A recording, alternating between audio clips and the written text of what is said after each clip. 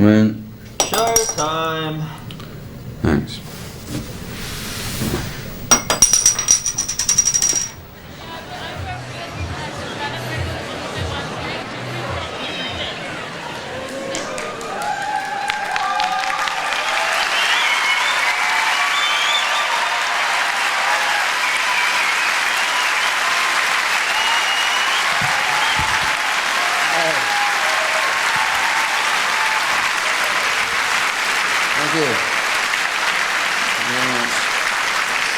Thank you very much. Nice of you. Thank you very much. Yeah. No, thank you. Spoil it. You spoil it, you bastard. Yeah, because I'm filming it tonight. I'm filming it, you see, yeah, so, yeah. Like your ugly face is gonna get on telly. Yeah, there's a little guy back here. You can see him. This is called Paul. He's Paul. Hey, there's Paul. No, don't clap him. Don't. He's a total fucking loser. Yeah, he wanted to be a war correspondent, but he's a coward, so he just sticks to hanging around behind curtains and sticking his head out. People are wandering around the whole time. Where are you doing? You late or what? You work here? I don't know, because everyone wandering through. You think, Christ, I'm beginning to think it's like an ancient right of way or something. You know, I know my rights. It's a shortcut to my house. So, but thank you for that round of applause. That did me good. Thank you. So it made me feel good. Because you know what you dread is the apathy. Some places you go and it's just apathy. When you come on, they've all got their arms crossed. And that's it. I ain't clapping yet. Why should I clap so far? What's he done so far? He's done nothing. All he's done is put a suit on. That's all he's done. He put a suit on and walked on stage. I ain't clapping that. You should clap me. I bloody live here. See, and I'm a bastard for that. I mean, you know, good. Well, on, you know, thanks for coming out. Because I live in London. I never get out in the West End. I'm just so lazy. Someone could ring me up and say, "Hey Jack, Elvis has been found alive and well, and he's doing a gig tonight in the Gielgud. I've got the last 2 tickets. You want to come?" I say, "Oh bollocks, no." You can never park around there. What's the point? He'll be doing the same old songs he was doing 20 years ago. But there's that barrier I have to kind of climb over to get out. I bet even some of you that had tickets at some point during the day thought, "Oh shit, should we? Or should we just..." That many. Okay, right. It's not usually that many, right? Yeah, so I was dreading you wouldn't find it, so I put a sign outside. I don't know if you saw that. That was, yeah, because you can get lost. It's like Piccadilly Circus out there, isn't it? It's unbelievable. You know, I have tried that gag all around the country. Only here have I ever got a laugh for it. But it's great. And you chose my show of all the shows. There's so much choice in the West End, isn't there? I mean, you only have to go in the phone box to see just how much choice. I don't know who uses these facilities. I don't know who in their right mind would want to ring one of those numbers and buy a 19-year-old TV, for Christ's sake, you know?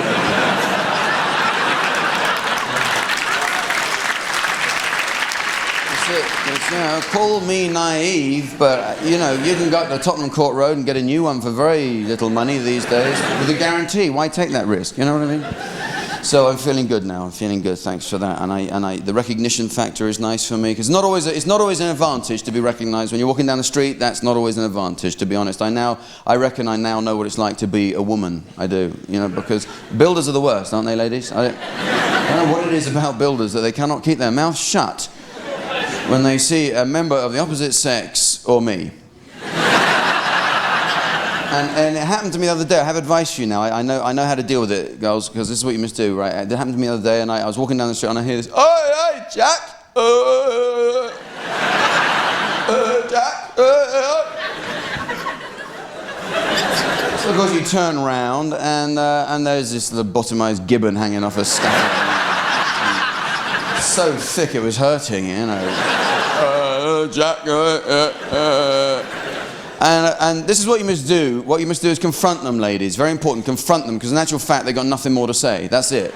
When they've done the whistling and the shouting, that's it. They're finished. That's it. They got it out of the system. Because I did. I turned around and I said, "Yeah, what?" You go, show us your tits.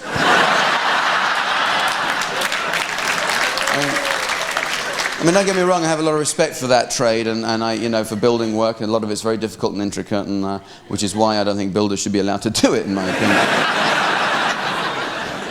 Yeah, why do builders have see-through lunchboxes so they can tell if they're going home or coming to work? It's true. Especially confident when they're in their van, aren't they, for some reason? When they're in their van, there is nothing stopping them. They just love it. I think it's because they got their tools in them or something. You know, I've got my tools in the back. I feel good about life. And we were driving. Jane, my wife, was driving, in fact, and this van pulls up alongside, and this guy in the van is a builder, and he's like, he sticks his head out the window, and he goes, "Oh, you shouldn't be driving a car like that. You should be driving a Mini." Right?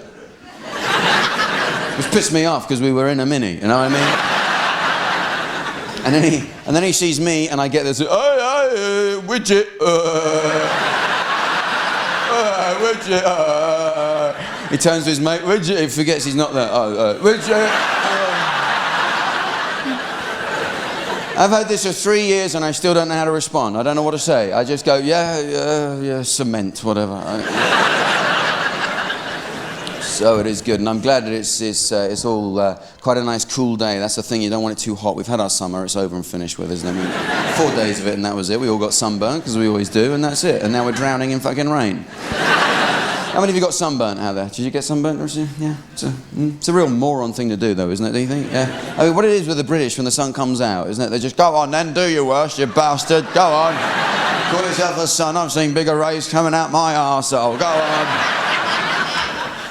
And in Australia, apparently, they have like these suntan monitors who go up and down the beach and warn you if they think you've had too much sun, and they'll wake you up. Good day, mate. Don't you think you should get in the cool and just sort of cool off for a bit there? Oh, yeah, you're probably right. Cheers, mate. Thanks for the advice. Yeah, cheers, mate. And then it's a Brit, unless it's a Brit, you know.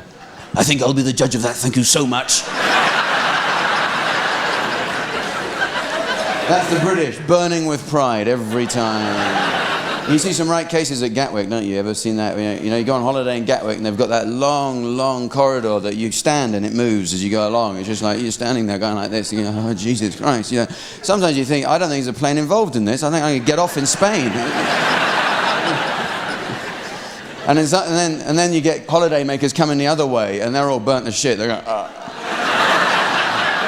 their fucking tits and noses hanging off. You get this feeling that it's just a big production line. You go, it's like you get at the end, you get cooked, you come back. That's it. That's the deal. But it is. You realise what a beautiful place London is in the sun, don't you? Isn't it? It's a stunning place. I think it's such a beautiful city and wealthy as well. You don't realise how many people have got convertibles. Everyone suddenly, they've all got cars, sports cars with the roof down. And I have two kind of feelings when I see someone in a convertible. Part of me thinks, hey, nice car, smart one. Nice car. Bloody hell, nice car. Good on you, mate. Yeah. And the other half of me thinks,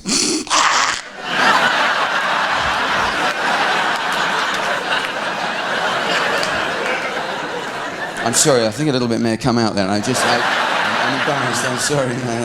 Not that you would have done anything about it, because we're so polite about that kind of thing in this country, aren't they? We are, we wouldn't do anything. You'd be right in your, you know when someone's talking and a little comes out and it lands on you. We're so polite, we wouldn't dream it. You'd be totally in your rights and say, oh, you dirty fucker. Spit at me, dirty. Wouldn't dream of it, would we? You just stand there and go, yeah. Just spat on me. I don't want to wipe it away because he'll be offended, and he's probably thinking, I spat on his face. I think I've got away with it. He hasn't done anything about it yet, but if he doesn't, he's going to have hepatitis B before it kind of dribbles down into his mouth. And people with beards and moustaches are the worst, because all the beer and the sweat kind of collects along the beads, and then they just say the wrong word, and that's it. It's like a shotgun effect. You go, like a shower. But we didn't do anything. You wouldn't. You'd wait 10 minutes before you even do anything about it. Wait until the conversation has changed and think, oh, I can just about get away with it now. If I wipe it away, I'll just think I'm itching myself or something. And even then, you're subtle. You just go, yes. Yeah. Have you ever had that feeling when you're having a drink with someone, you know, like at a party, you've got a glass of wine in your hand and you're talking away and they're kind of boring, and in the back of your mind you've got this feeling that sooner or later you're going to, oh, shut the fuck up. Sorry, I knew I'd do that one day. I'm so sorry. That's why I gave up cigarette smoking. I was so petrified of doing it. Yeah. It is. Oh, and this is my suit. This is my suit for the West End run, which is... Thank you very much. Thank you, both of you. Thank you for that.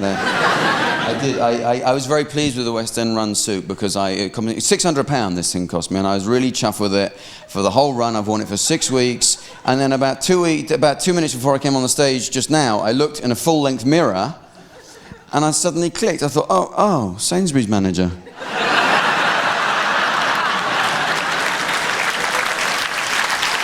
That's it. I don't feel good in it anymore. It doesn't feel like comedy to me anymore. It kind of feels more like a contract clean at all 5.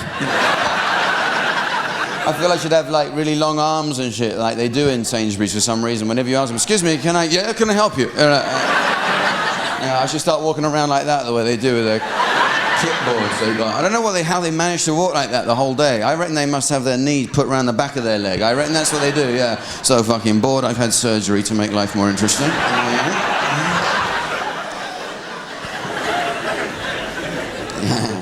So I've been on tour everywhere. I've had a lot. Everyone's on tour though, aren't they? I mean, I had Gary Rhodes was going to go on tour for Christ's sake. He's going to do Wembley. What is that about? Let me see hey, oh, let me hear you say, yeah, how'd you like your eggs done? And tonight, ladies and gentlemen, I'd like to finish with omelette. Because there's so much of that on telly, you can't get away from it every time you turn the telly on. I got a thing to apply for my new TV license. I thought, fuck it, I'll just buy a cookbook.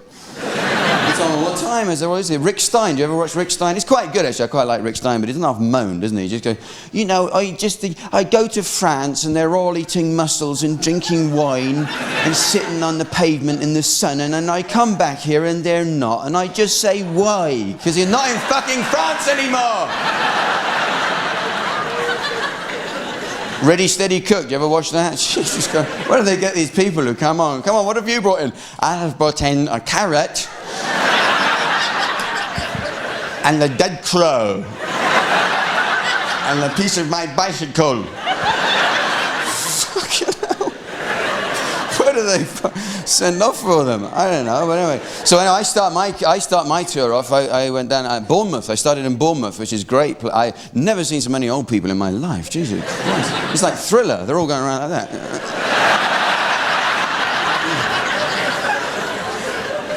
Old age pensioners everywhere. Actually, I don't like the expression old age pensioners. I don't like to use that because that's like telling them the same thing 3 times, isn't it? Do you know what I mean?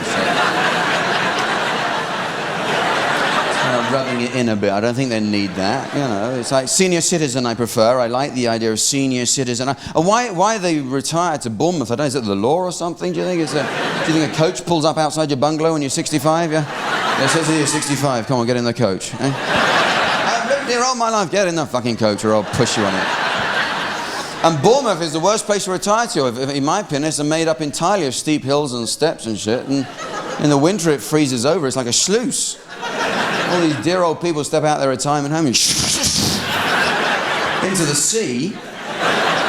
And there's the good people of Bournemouth going, yeah, more old people, bring them in. Yeah, plenty of spaces, bring them in, please. Yeah.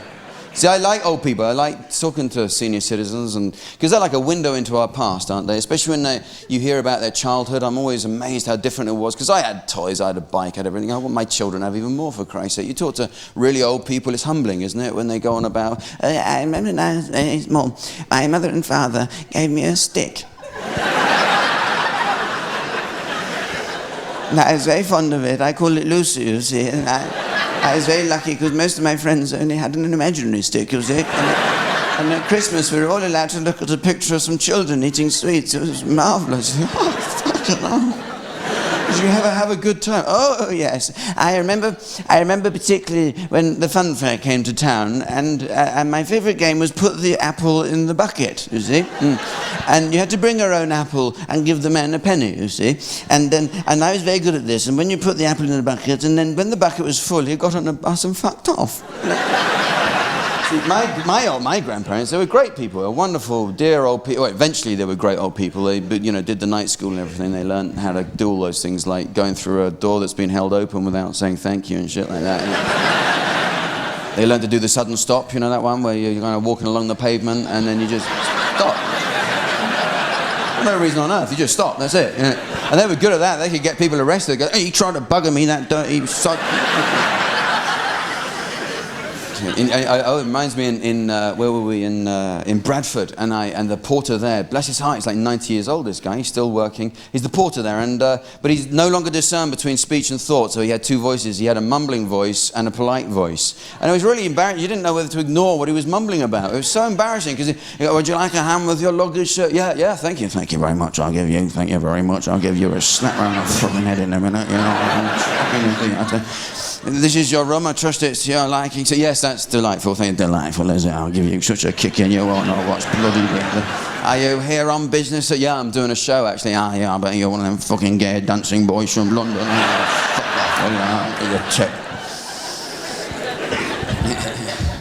So I go everywhere. I love to. We went over to Ireland, had a great time in Ireland. You don't expect like a language barrier problem when you go to Ireland, but actually I found one. There was because there's expressions that they use in different ways, and that's what throws you. You know this expression, what'll it be? You know, we said that to each other in the pub, but over there they use it in different ways, and I wasn't ready for this at all. And we checked in the hotel, and the woman says, the receptionist said, what paper would you like in the morning? And I said, I'll have a Times, and I wasn't thinking. And she goes, if I can't get the Times, what'll it be?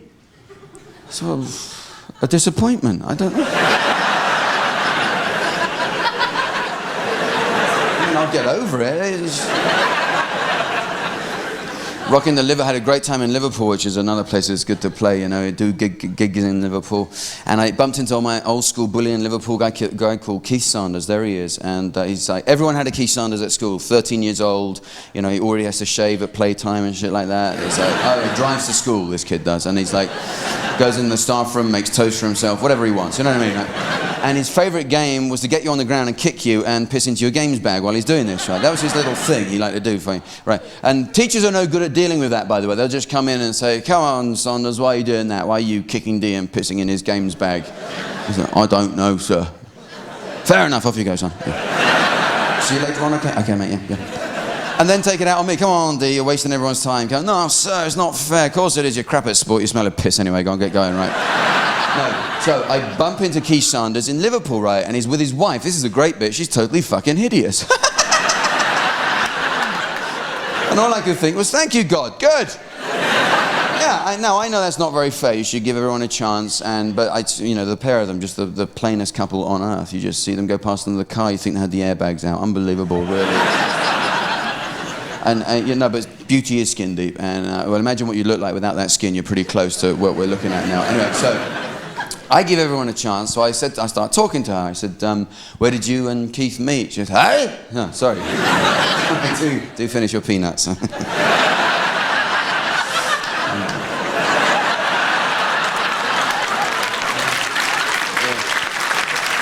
He said, where did you meet? She goes, bowling. Oh, bowling. Oh, I see. Right. Well, he just like stuck his fingers in your face by mistake, and you can. But plus, the show almost got cancelled in Liverpool because we got raided by the fire officer who comes in. Weird little man comes in right before the show, and a little guy with a flat face. He lives under a rock near a stream because it's a very safe place apparently. You know. And he comes in, he's trying to do the place apart. He says, what, are you having people in here, are you? Having people? Yes, that's what the seats are for in actual fact, yeah. And he starts laying it on thick. Oh, yeah, they've all got to have a fire blanket wrapped round. I mean, you've got to have, going on and on and on. Well, I'm quite interested in the whole deal since the Channel Tunnel thing, because I read the report in the paper about that 2 weeks ago, which said that apparently the fire that started at the lorry that was on fire before it entered the tunnel. So hooray for customs officers, hey? What have you on your lorry? A fire. Okay, yes, it's good. LA, next. So, these wonderful fire officers come in, nearly ruin the show for you. They give you all this stuff you got to do and say, yeah, goodbye. Right, and now, what gets me is their advice is inconsistent because their next port of call will be like a petrol station where they'll just be overcome with the danger of it all. They go, what you got here? Petrol? Oh, God. Pumping out petrol, oh God, I don't know, have a bucket, that'll do, bucket of sand, that'll do, I don't know. Oh, the good old bucket of sand, that'll do. The petrol station's on fire, don't worry, I have some sand. There we are, that'll be out in a second, there we are. Good thing we had that sand, don't you think, yeah. And some garages go the whole hog and provide a watering can in case it's a huge fire. There we are, it's all out now. Hooey, that was a close... You know what my ambition in life is now? Is to get a pump to work straight away at the petrol station. This is my goal. I know, it's a bit sad, but I want that. I don't know if it's my technique. I'm always left there going... for like a minute or a half at a time. And you start this relationship with a guy in the booth who's just like watching you struggle with the fucking thing, yeah. And everyone has their own little way of asking him to turn it on. You see people going... And I get the pump that's no good at being a pump. It just gives you like a cup of petrol at a time. So a cautious pump, you go... You know, and then you get enough petrol to leave the forecourt, you think, oh, bollocks to this, I'll go to the next one, you know. I'm not going into a whole thing about how I hate garages. I mean, I think it's great. I think a lot of the things they do is wonderful. I think it's great the way they provide black buckets for your dead flowers. That's terrific, you know. Yeah, and most forecourts now sell charcoal, which is a huge relief to all of us, isn't it?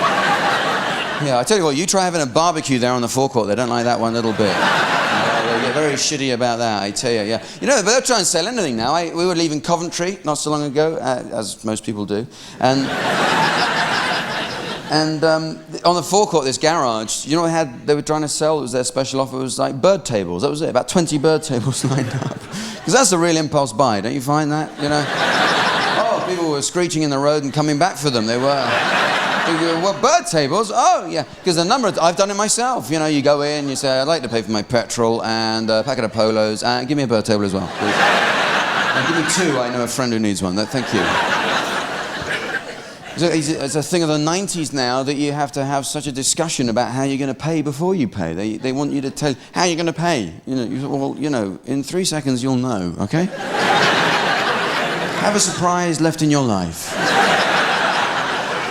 It will take me longer to tell you than to just get it out and do it, for God's sake. And the question always gets me, what number pump are you on? I haven't a clue. I haven't been here as long as you. I haven't given them names or anything. I'm sorry, I've been remiss.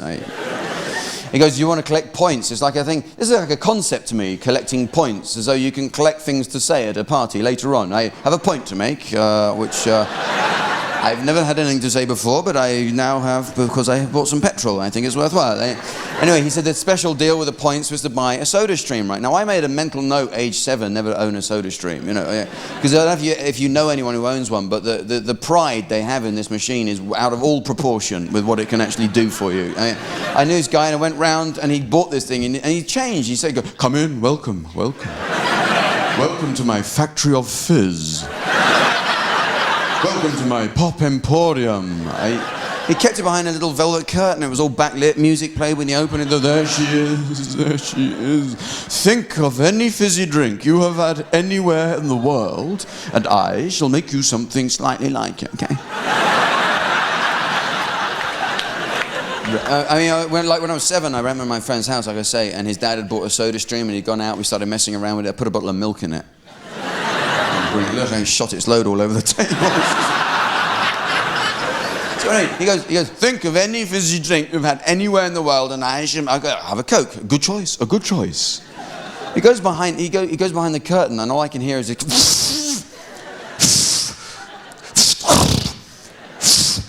ow. I go, are you okay? Yes, I'm fine. I can go down the corner shop and get one. No, don't. It's 2p more expensive. Eventually he comes down, he's got a little bottle of soda water in his hand, right? He goes, there we are, just find the appropriate cola-flavoured syrup, there we are. Just trickle some of that down the outside of the bottle. I think you're going to enjoy this rather... I've always thought that's an appropriate action for someone who owns a soda stream. I wish they would stop improving car washes. This is my thing about garages. The final thing I'm going to say.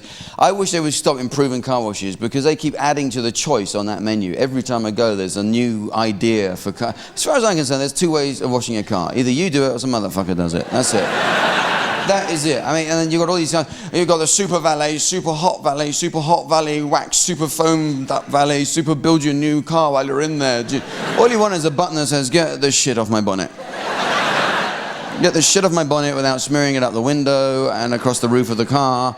My car looks like a pair of seagulls underpants. If you could deal with that, I'd be happy. And then the fucking jet wash, which is just a nightmare idea from, I don't know who invented it, or it seems to me you should have training and a license to use one of these things.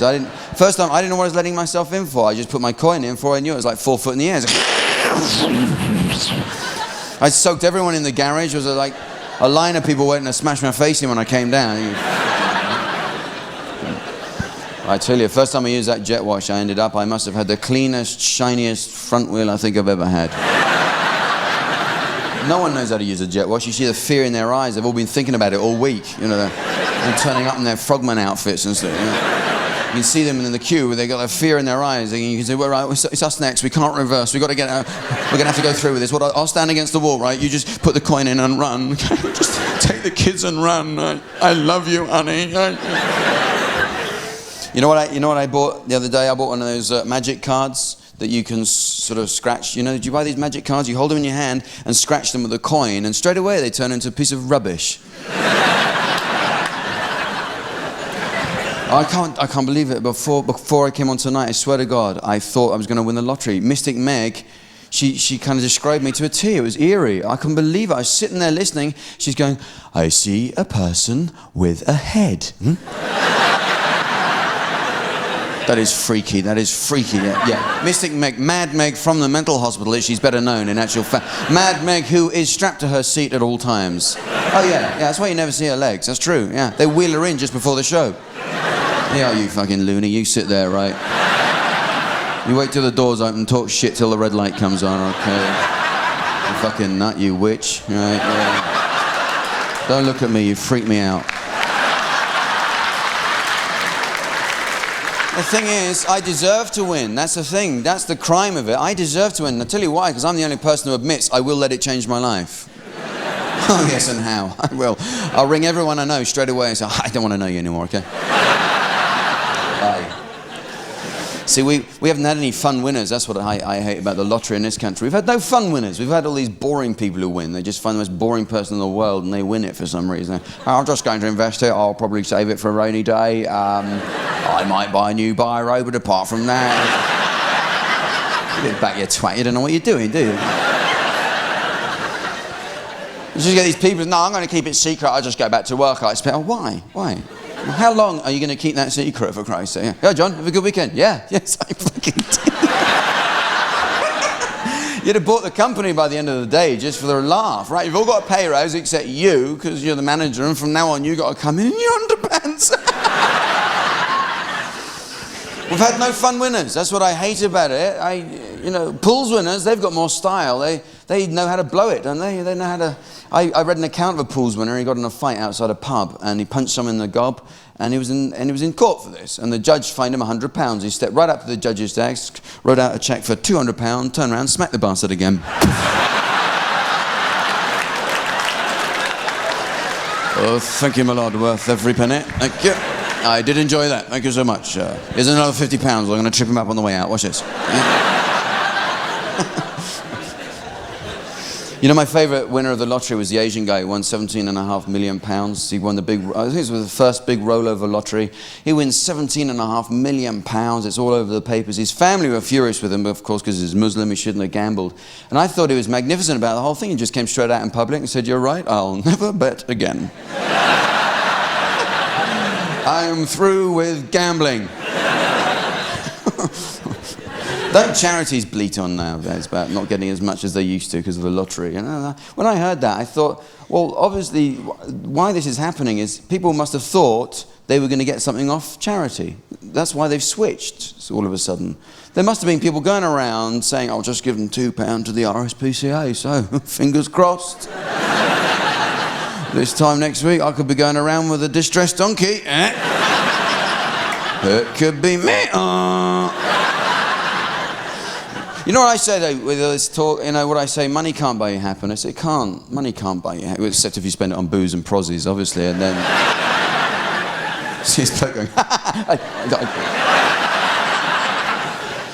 Okay. Do you ever look at Hello magazine? Do you look through that sometimes? I always buy that. All these people, they don't look happy though, do they? These fucking idiots with their money.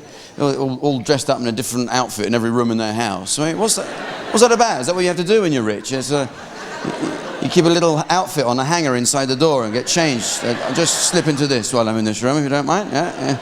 Here I am in my lounge suit. Here I am carving the Sunday roast in my carving the Sunday roast outfit. Why? Because I'm rich. So, fuck you. That's what magazine, I think that's what Hello magazine should be called. I think it should be, can I have a copy of Fuck You? Thank you very much, cheers. Just want to be reminded how shitty and boring my lifestyle is. Thank you very much. I have to read it. I'm addicted, to be honest. I am. I have to admit that now. Because I like to follow the on-off romance between my favourite celebs, Claudia Schiffer and David Copperfield. No, don't laugh. I love them. No, because they're so down-to-earth and natural and unaffected. Yeah, so at one point, David Copperfield got Claudia Schiffer to sign a prenuptial agreement that in the event of a divorce, she wouldn't give away any of the secrets of his smashing magic show, okay? Well, as soon as I read this, I wrote straight away to David Copperfield. I said, Dave, I really think I should sign the agreement as well because I've seen your act. And I'm pretty sure I figured out how you fly, right? Now, call me a miserable old skeptic, but I think it probably involves industrial cable. Yeah. Am I right, Dave? Because I sort of think if humans could fly, they'd look just a little bit more comfortable than you do, to be honest. That's all I'm saying. Yes, gentlemen, yes, I can fly. Yes, I can.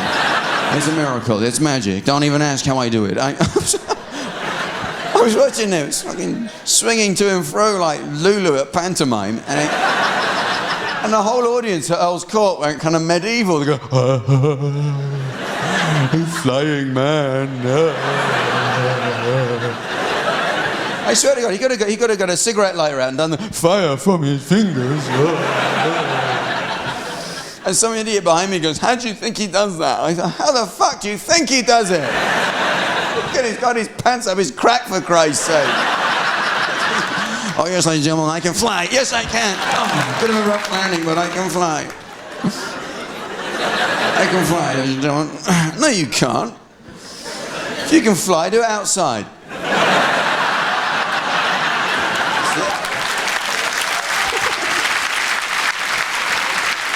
Yeah, so come on, everyone, out of the car park. Dave's going to fly.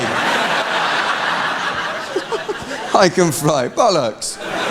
No one can. Least of all you prick. It's like Jerry Anderson getting his wife to sign an agreement. Never give away the secrets of the Thunderbirds puppets. We got away with it so far, but if anyone finds out they're on string, we're finished. I know, I'm being unkind, I suppose. I admire him in a way for asking her out. I think it takes some guts to ask someone as beautiful as that out. I mean, you'd think these supermodels are so perfect, so perfect. You think if you took them out, they'd break or something, wouldn't you? Snap and getting in the car. Oh, I'm sorry, I didn't... People say that. Don't you think Kate Moss looks sexy? No, I think she looks hungry, to be honest. What is the approach with these women anyway? What do you go? I was wondering if maybe you would care to have dinner with me and maybe later make yourself sick, whatever. I have two good fingers. I'd like to help if I can. It'll be a pleasure, please. Is that good for you? This is good for me. That's going to be a fun day, isn't it? You got room for sweet? I will have in a minute. Yes, I'll see the menu again now. No, I feel sorry. I do. I genuinely, I think it must be a very tough thing to be the world's most famous magician because, well, there's a pressure on you, isn't it, for everything to be right in your life, really, because you're David Copperfield and you're magic, for crying. You could say, hey, Dave, what's the matter? Oh, my bike's broken. I don't know what's the matter with that. Well, why don't you magic it right then? Yeah, I probably will later, yeah. Who do you turn to in a crisis? You get robbed, you ring the police. Hi, it's David Copperfield, my car's disappeared. Oh, I see, sir. Shall I report it or clap?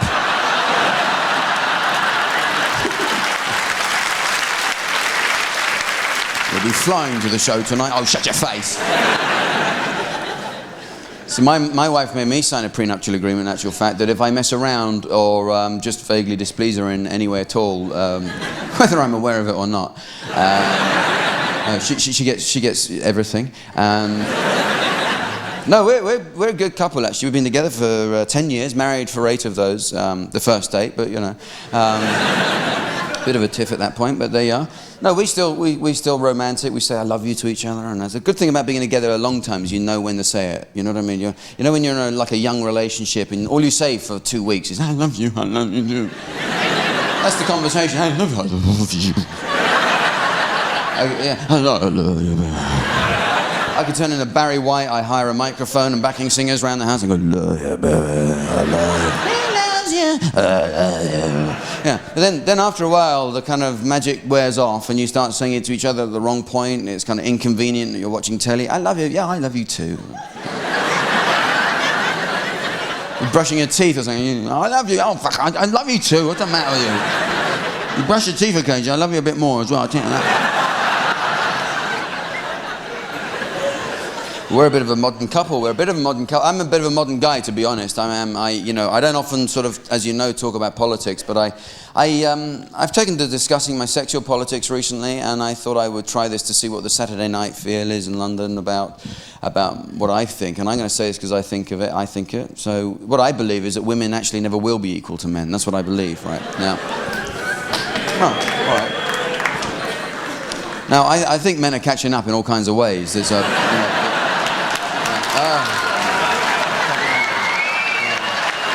clapping now. Look, men clapping as well. Doesn't that make you sick? He's not great. He's on sex later. You see the guy? Yeah.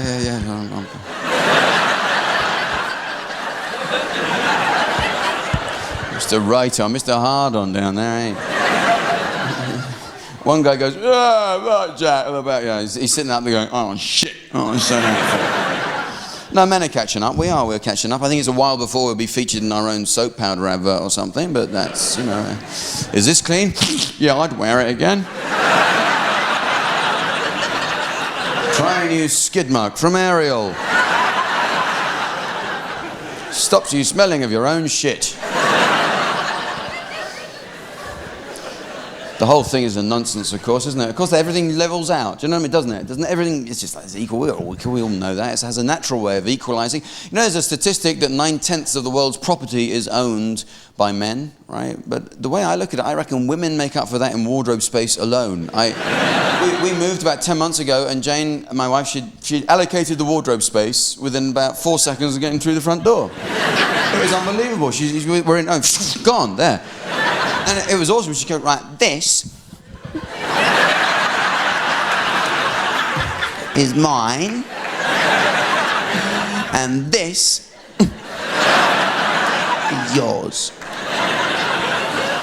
And this little drawer here is yours as well, after I've put some things in it. Well, thanks, I've got someone to keep my pencil. That's good, thank you very much. And now, of course, she's taken over my wardrobe. This is what hurts. She's taken over my wardrobe, my locker, for Christ's sake. My cubby hole, my crack in the wall with a door in it. I look, there's stuff missing, there's dresses hanging in there. I go, where's my leather jacket? Oh, that old thing. You haven't worn that since Tuesday. I'm standing there, I've got a dress in my hand, for Christ's sake. I'm not a transvestite, but if I didn't concentrate in the mornings, I work out in some pretty weird-looking shit, I can tell you that. But we don't. We're lucky. I mean, we don't row very much, is the honest truth of it. We don't row very much. Actually, rows in my house always start with the same words, in fact. I wonder if this will sound familiar to anyone here tonight. Rows in my house always start with these words. You're in a funny mood.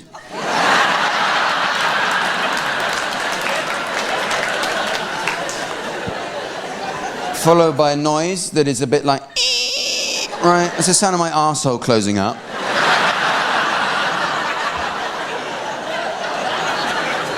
Followed by a kind of like noise, which is the cat getting out the cat flap. Easy, I'm out of here, I tell you. I've had enough of this. I'm too old and too wise to hang around for one of these. I'm going to go out, kill some wildlife. I'll be back in 2 hours. You get yourself sorted out. Yeah, you're in a funny mood. I always try and get myself out of it, of course. I go, do you think so? Because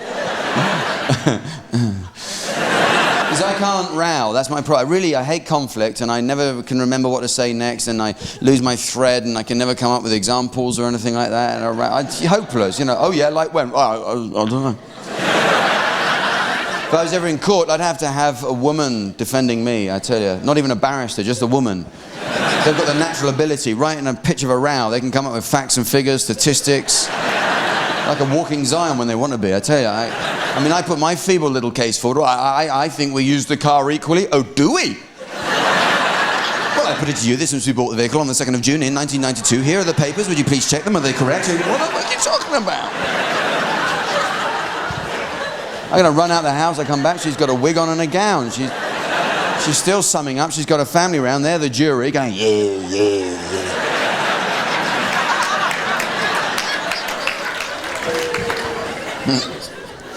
It's a very, very hard thing to do, and I once had an argument, but I once thought I had something to say, and I said the thing that you shouldn't say, you know what I mean? I did say that one thing that men should never say, and I said it, and I always have regretted it, but as long as I live, I'll never say those words again, but I said it that one time, I was desperate, and I just said, well, what's the matter, is it you know?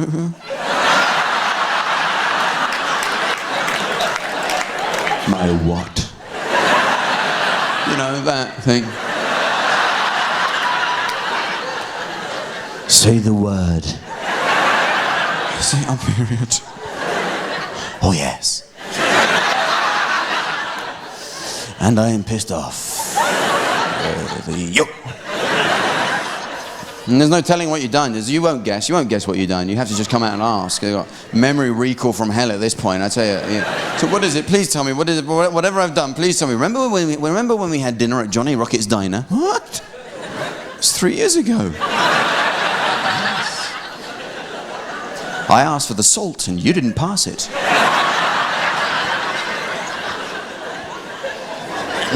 Men, don't ever make out you know what it is, the suffering thing of it. Don't ever make out you understand. It's a big fucking mistake. Men don't know what it is to suffer. John McCarthy doesn't know what it is to suffer by comparison to what they go through, as far as I can see. I mean, I tried to, I said once, I said, look, I do sympathize. It must be terrible. I mean, once a month I go on the piss and I feel shit.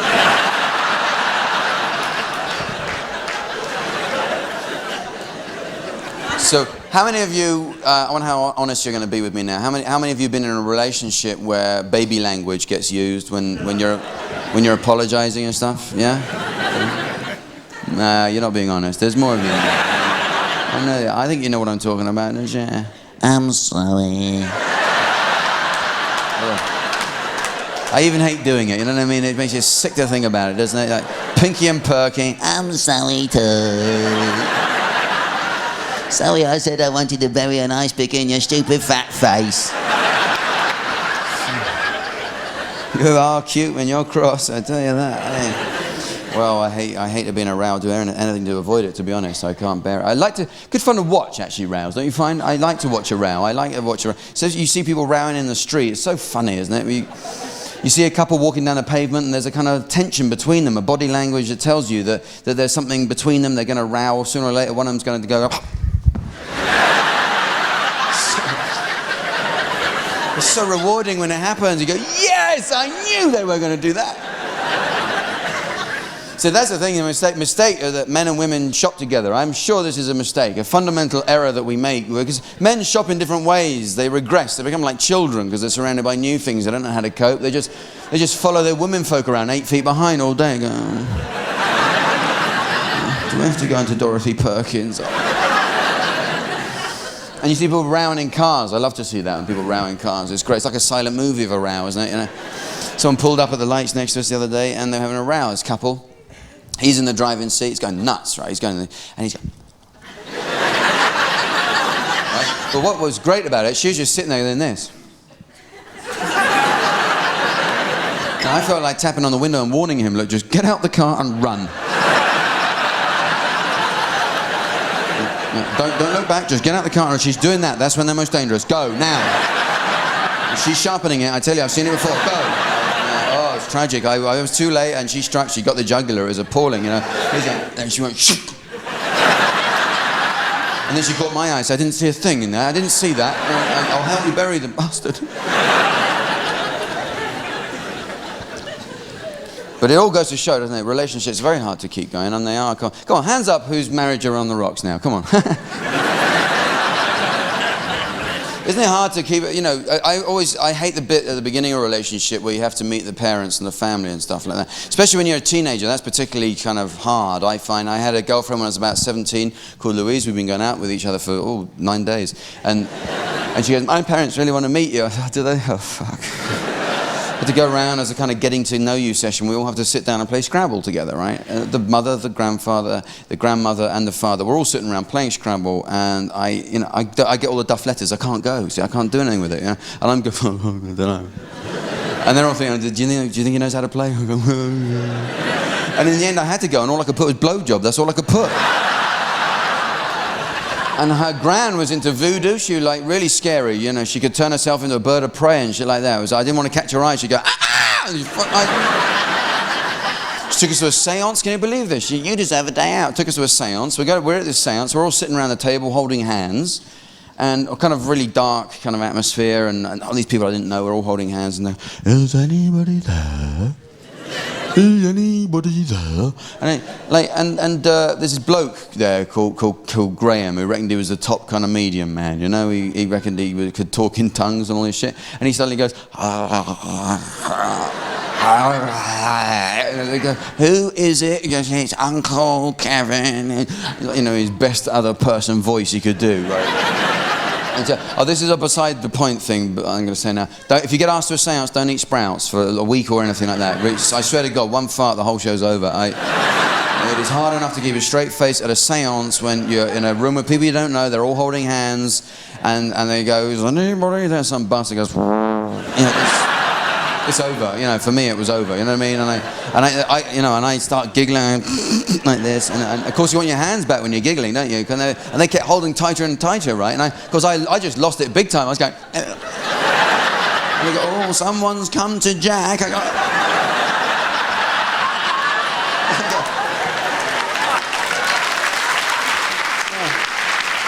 who is it? Who is it? Oh, Jimi Hendrix! Oh! I swear to God, I always assumed there'd be a point in my life when I would stop laughing at farts. Hasn't happened. I always thought, you'll be 22 or something, someone tell you a fart joke, and you say, oh, grow up, come on, don't you read anymore or something? But when I was 8, you could think of nothing funny. And we had a teacher. This is such a gift. He had a teacher who'd fart when he told you off. He got all upset, and he'd get emotional, and he'd start farting, right? Because we'd annoy him on purpose just because it was so funny to watch it happen. It was unbelievable that every time, I'm sick and tired if it happens one more time, and a whole lot of you can... The whole class suddenly have to get something out of their desk. Oh, Jesus Christ! Oh, God, the agony of it. And I haven't grown up. I'm 35 years old. I was at a funeral 4 months ago. And there was a quiet moment during the service on, reflection and all this. And I was kind of flicking through the hymn book and stuff like that. And I heard this awful kind of noise. It was one that you think has ended and then it starts up again. It had a bloody life of its own. This. In the end, I had to look round. I thought it came from the coffin. That's what got me going first of all. And because I start kind of, I'm rocking in the aisle with laughter. Jesus Christ, people are squeezing my shoulder. You'll be all right, mate. Jack's taking it very hard. I'll stay with him. I thought, I won't teach my children that farts are funny. That would be a wrong thing to do. It's not fair. I'll wait and see if it's a natural thing that they laugh at it, fair enough, but I am not going to teach them, indoctrinate them with my own moronic sense of humour. I'll wait and see if it's a sure enough, 2 years old, in the bath, laughing like they'd invented it, for Christ's sake. You know what my conclusion is? My conclusion is that we are meant to laugh at them. I think we should. I think it's right that we laugh. I think it's like God's way of cheering us along, in actual fact. I think it's God's way of saying to us all, look, life is hard, it's tough, it's bad sometimes, but I've done this for you, right? It's my joke, don't ever try and top it. It's the best. You've each got an arse, it makes wonderful noises. Please, enjoy. And I think you should. I think you should laugh and enjoy it, and it's good. It's good exercise anyway. Let's face it. It is. You fart in bed. It's like a workout, isn't it? Sorry.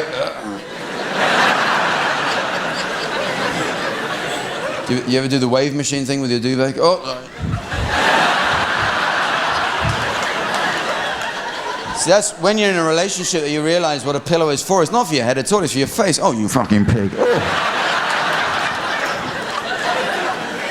So I'm liberated. I feel so much better because I can talk about it. I think we should. I have different ways of farting as well. I have farting techniques. I could write. I have a shopping fart that I do. I'll tell you about this. You'll learn something. Now listen. We were, I have a like department store fart that you do, because in a department store it's a sealed environment, very dangerous place to let one off, because you could just be, there's no air movement, so you get trapped with it and you walk around and someone will be going, yeah, there, him, there, it was him, that one with the blue haze around him, there's him, there, dirty man, dirty. You could be picked up in the video surveillance, whatever. Jesus Christ, before you know it, you're on Crime Watch. What do you think? It was this man. So you don't want that. You want to be able to let one go and walk away from it. This is what you must do. The technique, you need to look at the stationery over here, okay? So, but you want to download first because you're uncomfortable. Go and this is the thing. You go and look at something you've no interest in at all, and pick it up, look at it, and discreetly, obviously, what I would call an air brake number. You just, waste no time, friends. Put it down and walk away. Let some other bastard walk into it, oh, Jesus Christ! Don't go near them paperweights, they stink! And it works every time. Don't do it in the winter because you've got a coat on, it follows you around underneath you. You can forget it's there, you unbutton your coat, an hour later someone's got a lighted cigarette, you're gone. You're a dead man.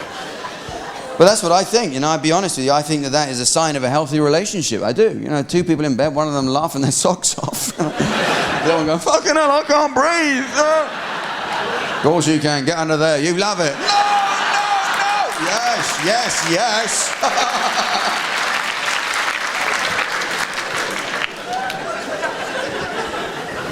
I think I got your level, haven't I? Yeah, well, this isn't for the South Bank show, so why not? You know what I mean? Listen, I don't get much heckling in this theatre because it's kind of a nice, polite atmosphere, which is just as well, probably. I'm going to leave a note. If you want to leave a note for me during, you can do that. And if we have time at the end, we'll read some out. So that's a little thing we can do. It's just a bit of fun. So can I ask you to be the pen and pad monitor? Is that okay for you? Can you do that? Would you like to? I'll tell you what to do. And well, you obviously know. Okay, fine. What's your name? Pete. I like Pete. Good. I dig Pete.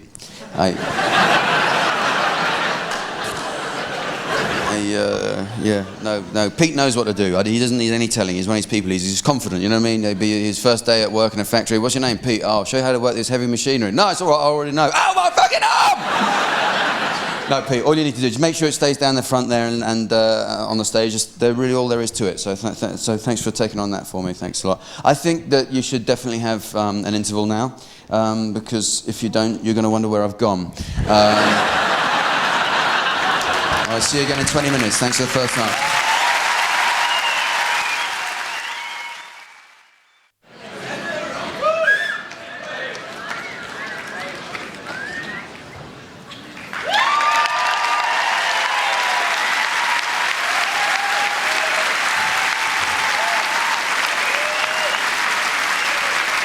Oh, well, thank you very much. Thank you. Welcome back. Thank you very much. Good. Welcome back. Did you have a good interval? Was it good?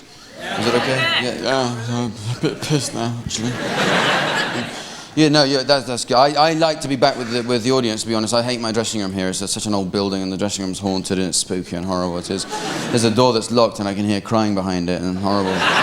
Yeah, I got a poltergeist in my dressing room. You won't believe this. I got a poltergeist, and the other day everything was thrown around. It's the ghost of an actor doing this, right? Everything's being thrown around the dressing room, and things are going, the lights are going on and off, and oh God, it freaked me out. I know it's the ghost of an actor because when it all died down, I heard this voice was that okay? I mean, I can give you more, I can bring it back, whatever.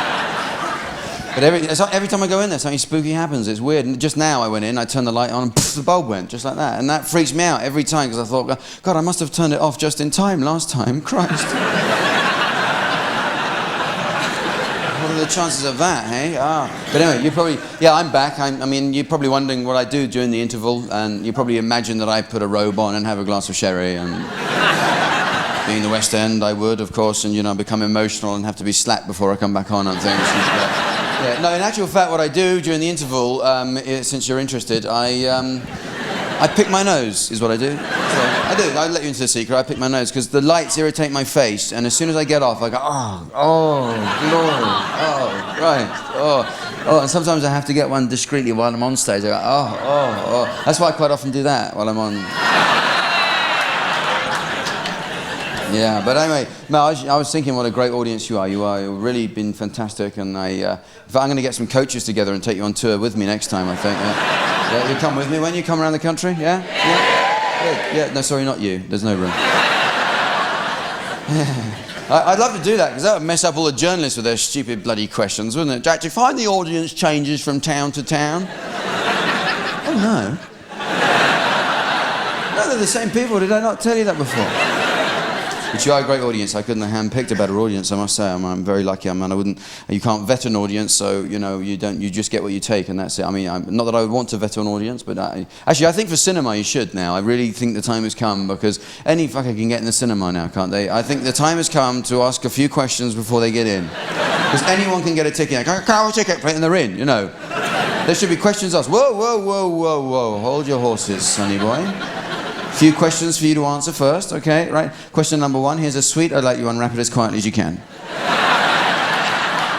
Okay, supposing you get into the cinema and someone you recognize, someone comes on the film that you recognize from another film or TV show, do you keep your stupid face shut? Or turn to your equally moronic friend and go, yeah, that's him off Ballykiss Angel, isn't it? He's not a priest though, is he? No, must be an actor. I was so pleased that Crash was banned in Westminster. I think that was a brave and right decision. This film, Crash, is a hideous, ghastly film and a disgusting idea of a film as well. I mean, in case any of you aren't aware about what this film is a film about a couple who get their kicks by having sex with victims of car crashes. Yeah, nice. Gone are the days when they made films like Chitty Chitty Bang Bang. But I have to say, I saw Crash. I saw the film on the first day that it was released, actually, and I regret having done so, because I found it very disturbing, and it affected me in a very negative way. Because shortly after watching this film, I was going down a country lane quite late at night, and happened upon a car accident, and one of the victims was a man in his 40s crawling up the lane asking for help, and I got out my car and fucked him up the arse. But my point is this, if I hadn't seen that film, the idea would never have occurred to me.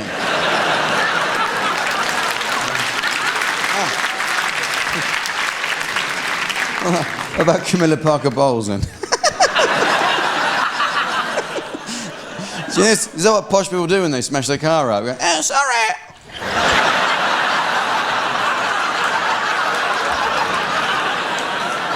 But anyway, so no, you're a good bunch of people here, good audience, and nice bit of queuing. Pete, you did a good job there. You did some nice. Actually, chuck it over, Pete. I'll chuck it to me, and I'll just. Yeah, good throw. Thanks, mate. The pen is yours, Pete. The pen is yours, right? We'll read some of those at the end if we can. No, nice bit of queuing you organised there, so I'm grateful for Pete for doing that. Because not that I was expecting rough queuing or bad queuing, because we're in England, aren't we? So we are the best. Right. We are the best at queuing. I think that should be our national sport, to be honest. I do. I think we should introduce that as an Olympic sport, and we clean up, wouldn't we? There's Great Britain in the slow lane doing so very well, really taking their time. Everyone passing them by. That's what queuing's about. It really is. They've got the hang of that. We come back with medals and everything. That would make a fucking change, wouldn't it? The relay.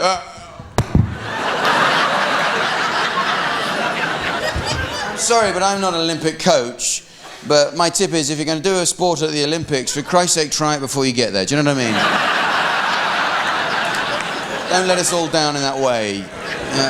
And it made me cry, that effort, the Olympic. There was a kind of real, the British team, there was a kind of real going for bronze feel to it all, wasn't there? You know what I mean? All these British athletes, being interviewed, going, yeah, well, the main thing is I've had a really great time. No, it's not. No, we could have sent Keith Chegwin, he'd have had a great time. See, now, did you see, this is an interesting, did anyone watch, you must have watched the FA Cup final a couple of weekends ago. Chelsea beat Middlesbrough, yeah? Yeah, am I right? Yeah. Yes, indeed. Wasn't that a great day for Italy? And No, spare a thought for those Middlesbrough fans, ladies and gentlemen, because they did have a rotten time of it. I mean, they lost 2 cup finals and they were relegated, and to cap it all, had to go back to Middlesbrough afterwards, which I just hope they managed to get a hot, nourishing meal before they left. But anyway, no, my point is this about the FA Cup final, right? Now, my point is this. Yeah, I'll be welcome up north next time. Yeah. What got me is, on the Sunday after the cup final, the whole Chelsea team were paraded up the King's Road here on top of a bus, and it was a hero's welcome, and the streets were swarming, and hooray, you're heroes, hooray, welcome back, and right and proper. It was a topless bus, of course. They weren't clinging on to the number 11 for dear life. Whose bloody idea was this, for Christ's sake? But it's the right way to do it. Now, but what occurred to me is, I think if the team haven't done so well, right, the opposite should apply. Don't let your Olympic team just trickle back in the country unnoticed. Oh no, parade the losers on a rubbish truck. Let them know that you're ashamed. Boo, you shit, boo. Throw eggs at them, boo. Go on, keep going, you crap you are. We're ashamed of you. Boo, boo, boo. Freedom of the city, bollocks, boo. Here's a coin for the toilets, because you shit your pants again. Fuck off. And the tragedy of it was, when I was watching it, I became glad that the Olympics wasn't coming to Britain. That was the shame of it for me. I thought, I'm glad it's not, because it was a very close thing. Do you remember, between Manchester and Sydney was, whew. For a while, no one knew which way that was going to swing, and anyway, Sydney get it by a whisker. We don't know why or how, but I heard a rumour that everyone thought that daylight would be an advantage, so,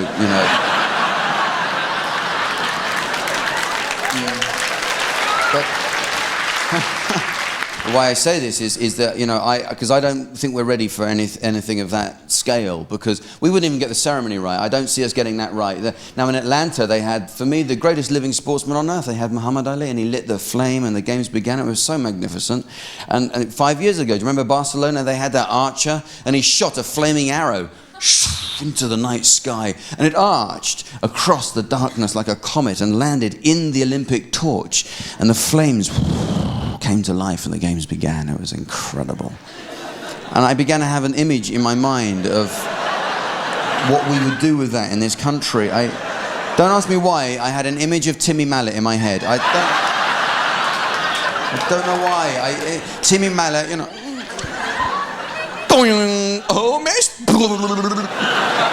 People were coming forward trying to help out. I got some matches. Let's see if we can't get it going. Doesn't seem want to go, does it? No.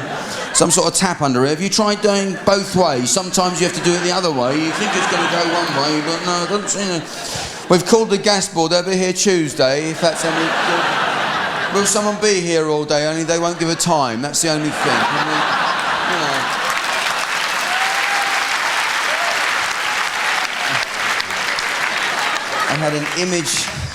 I had an image in my mind of Ian Botham stepping forward and saving the day by lighting his farts, Let the games begin. Ian, you're a hero. We'd have to keep feeding him beans for 2 weeks to keep the flame going, and yeah, keep going. I can't keep going. No more. How much? See, we wouldn't have an Olympic torch. We'd just have Ian Botham's big fat ass up there on fire for 2 weeks. No disrespect, But I do. I mean, I do. I mean, look at our game of cricket, for Christ's sake. When are we going to sort this fucking out?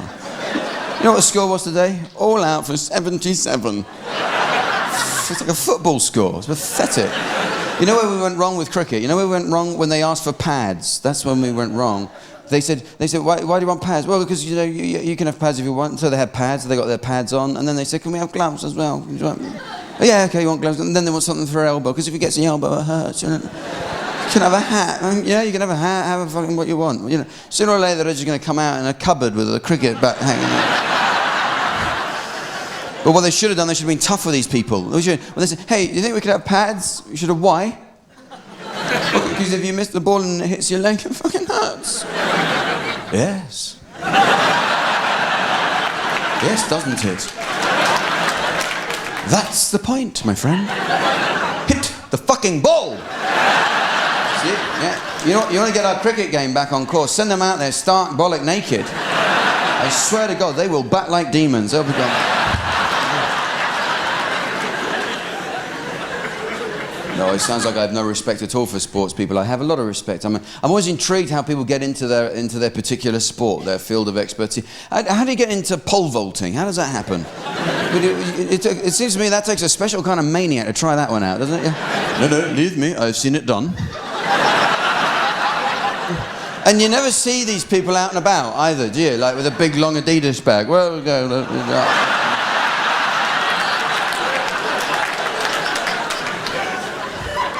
But our attitude of sport can best be summed up by what occurred in this great city of ours only a few weekends ago, the London Marathon. Now I don't know what is the kindest way to deal with someone who chooses to run 26 miles around our capital dressed as a fucking alarm clock, right? But I feel that there should be somewhere they can be kept safe, at least from themselves, for the day. Do you know what I mean? Well, you see these people that don't even look fit. They've got their little watch on showing if their heart rate's going, and they go, oh, still going, oh, still going, oh, still alive. What happens if you drop dead? Do you think the watch just goes, game over? You've got to try everything, haven't you? Because it's like fitness is the new rock and roll. Everyone's so into it. You can't turn the telly on without some lycra-clad Nazi imploring you. Come on, let's work on your abdomen. No, let's just work on your personality, shall we? Make it easier for everyone. I have tried everything. Believe me. You know, the most recent thing I tried, I got roped into this time. Don't ask me how. It's a long story. I got roped into cross-country skiing. Right? Yeah. Doesn't it sound great in itself? You know, oh, great, skiing without hills, what a laugh. And it looks so easy as well, these people, they're going around and go, shh, it's a fucking nightmare, I tell you. I spent a fortnight going around Norway like a wooden top. I couldn't believe it. It was just like... And our guide, this guy Sven is our guide. He's the fittest man on earth. He's like miles ahead of me. Occasionally he'd look around there, look over there's an Arctic fox. I don't give a fuck what's over there. You can't do this, you can't. Oh, God. So frustrating. You have to try it, because you've got to be fit. You turn on telly, and there's all this kind of, what about gladiators?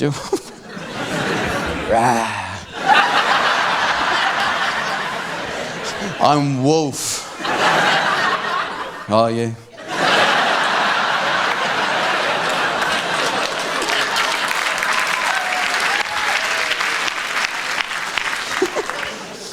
You know those bodybuilders, they do get on my tits. They are wankers, aren't they? I don't know who would go, I don't know why anyone would go to so much effort and expense and trouble to make themselves look like they're having a shit. That's what they look like to me. They were standing around.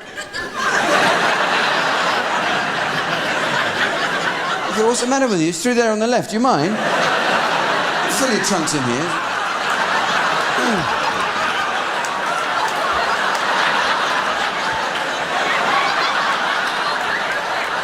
Maybe I'm lucky. Maybe I'm lucky. I'm one of these people who doesn't have to work out, because I look like that about 9:30 every morning.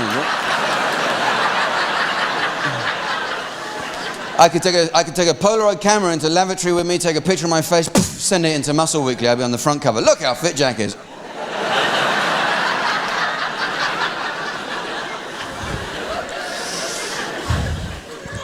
That's all that's about, but you got to try, because I do put on weight. It's a thing, a tendency. I'm unlucky like that. I'm one of these people, I only have to look at a sandwich, I put on weight. Do you know what I mean? Usually because I'm eating a cake at the time, but that's... You know when it is you start putting weight on in your life is when you have children, because all of a sudden the kitchen is full of crisps and cake and biscuits and Coca-Cola, comfort food, and I do find it a comfort, that's the thing, And I just eat and eat and eat. I've never eaten so much in my life. And the ironic thing is, the kids don't even like that stuff anymore, We go around the supermarket with them and they say, okay, can we have apples? Fuck off, you're having wagon wheels. Can we have peeled carrots? Shut your face, you're having Swiss roll.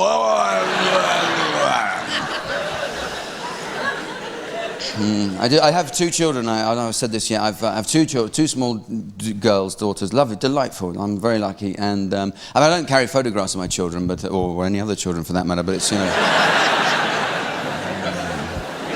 people do. It's a very strange thing. They do this. You got children. Yeah, I got three. Look, I'll show you a photo. No, it's okay. I believe you. And I never want to look at pictures of other people's kids anyway, because you could be so unsubtle and you could just blurt something out before you've even thought. You go, oh, cry, oh. Oh, I see, yes, I see. It's very nice, that's good, isn't it? Yeah. But I worry about kids. Kids grow up too quick now, I think. Their childhood is too short. I worry about language. This might sound a bit hypocritical, but I'm messing around when I swear and use words. But when you hear small children using it, it's horrible, isn't it? And I live in a decent area now. I went round next door the other day. I needed something, and I knocked on the door. The 6-year-old who lives there, the 6-year-old boy, opens the door. He's got a glass of brandy in one hand and a cigar in the other hand. Do you see? And I said, are your mum and dad in? And he said, what do you fucking think?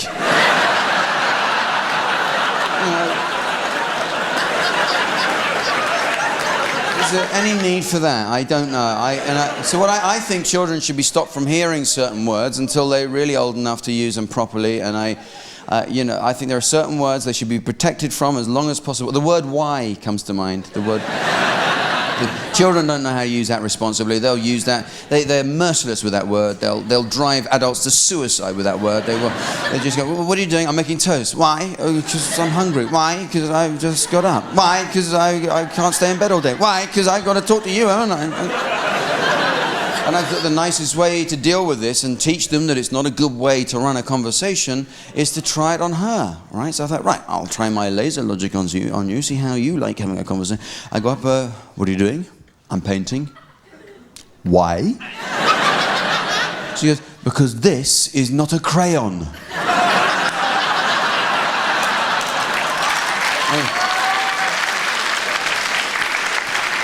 I was just kind of wandering around all afternoon going, yeah, good answer. You can't argue with that. Yeah.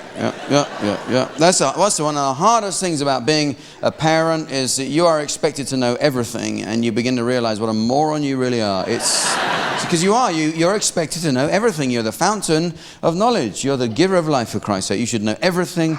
And even stuff I thought I knew, I don't know because my kids have asked me for some reason. Dad, how's electricity work? Well, you put the plug in, don't you? Let's have some more cake, come on.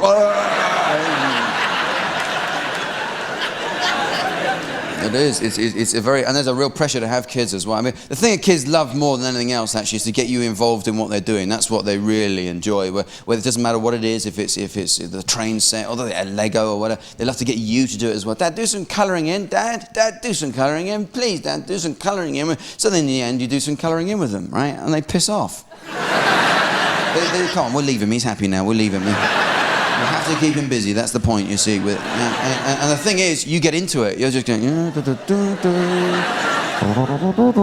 should have done more of this when I had the time, I tell you that. This is going to be the best bumblebee in the whole damn book, this is.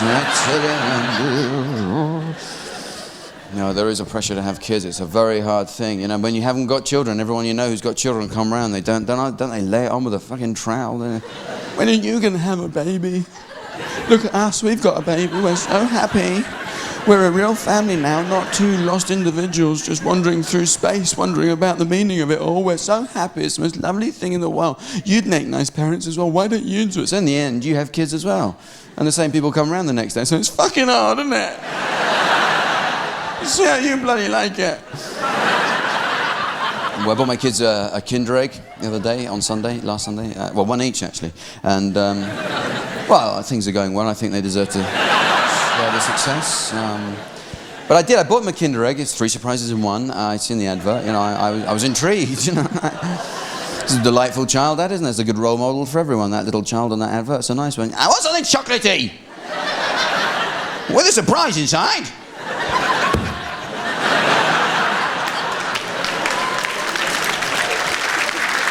I was intrigued about the Kinder Egg thing, because I wanted to know the three. Now, I've tried counting the surprises in a Kinder Egg, right?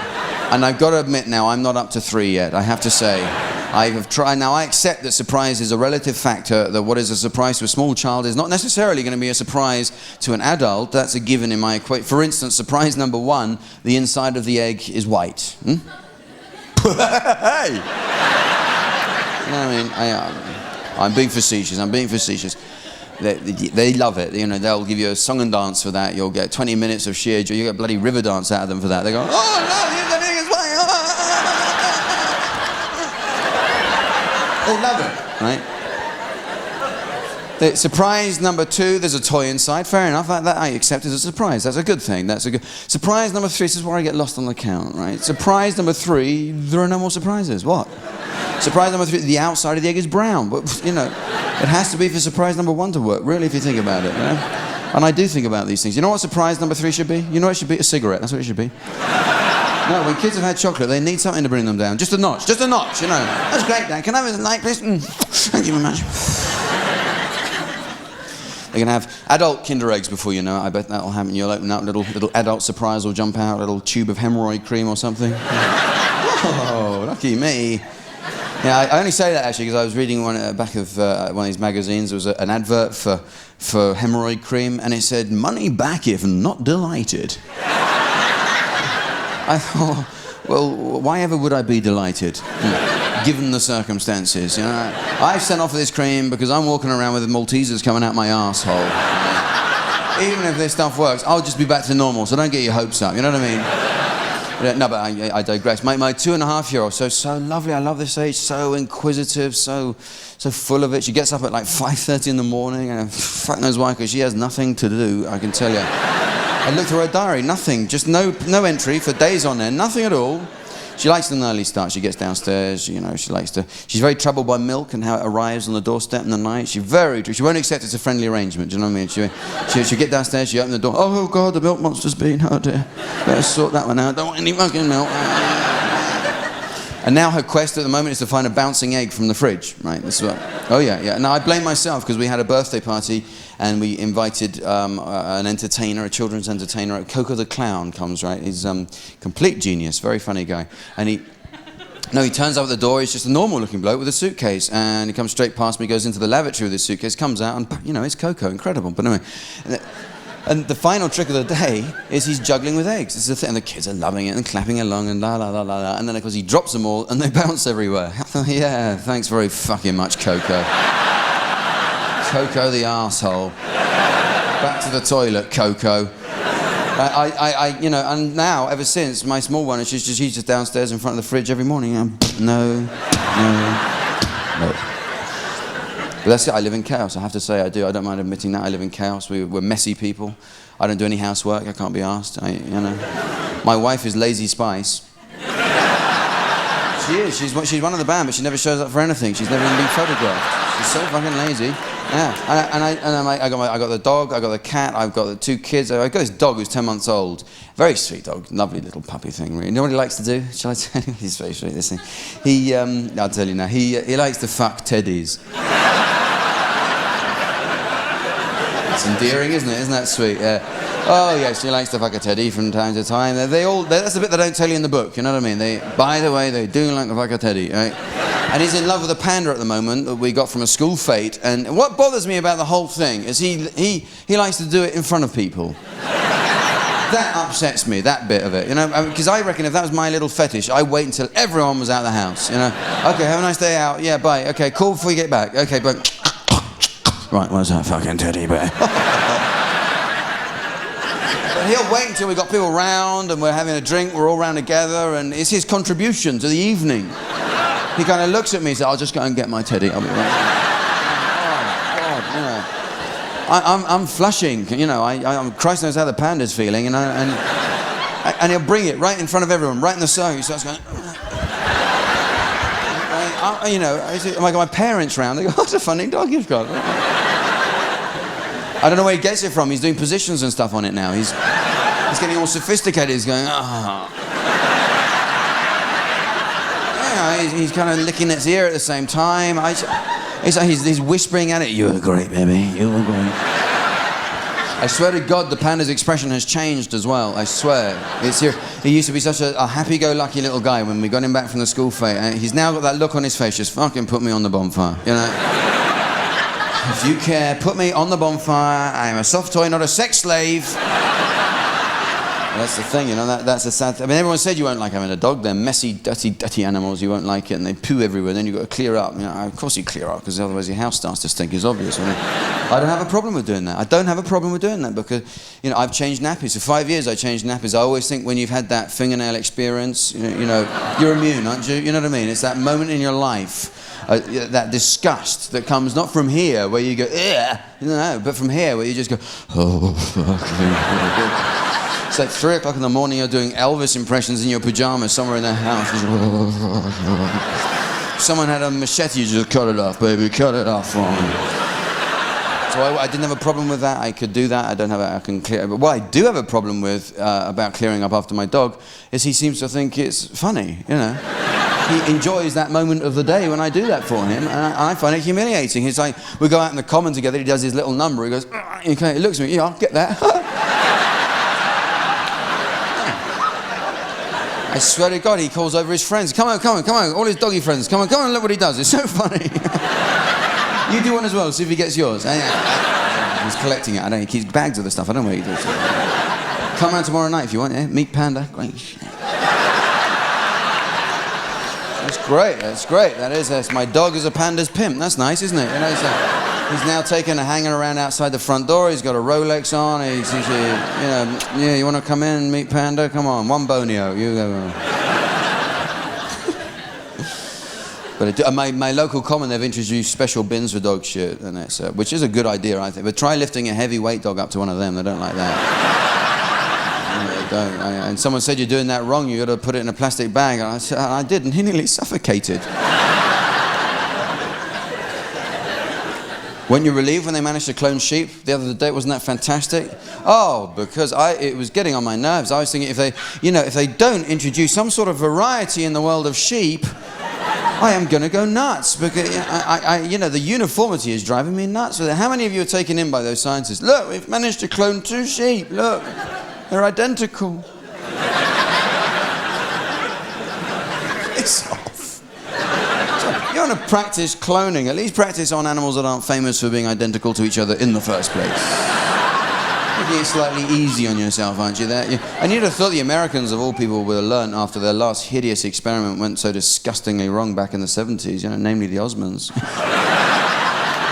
Yeah, anyway, now we've got mad sheep disease. That's fun, isn't it? Mad sheep disease has come into the country. The whole mad cow disease passed me over anyway. I mean, everyone was going, mad cow disease. I don't know if I'm missing something. Has anyone ever met a sensible cow? You know what I mean? These things don't worry me. They don't bother me. I will eat any kind of food. I'm not kebabs, but any other kind of food. No, not kebabs, you know. I may look mad, but, you know. No, well, I worked in a kebab shop for a while, and so I know what goes into them. No, thank you very much. Not for me. You know those things that go around on the spit, the private life of the kebab. These things used to arrive in blue plastic wrapping, right? I'm just telling you this, right? With incinerate only written down the side. Hospital waste, incinerate only. I swear to God. So I unwrapped one. It still had the shoe on it. And they used it. That's the horrible thing. They were using it. It was going around with a shoe on one end, a piece of steering wheel in the other end. It was just, Jesus Christ, I thought, if you never wondered why they're called doner kebabs, come on, But that's the thing with the mad cow disease. That was a horrible thing when that came out, and everyone... Didn't vegetarians love it when that happened? When that story broke, didn't they love it? It was like Judgment Day. When that story broke, there were vegetarians going around. Some of them had mustered enough energy to smile for the day. They were...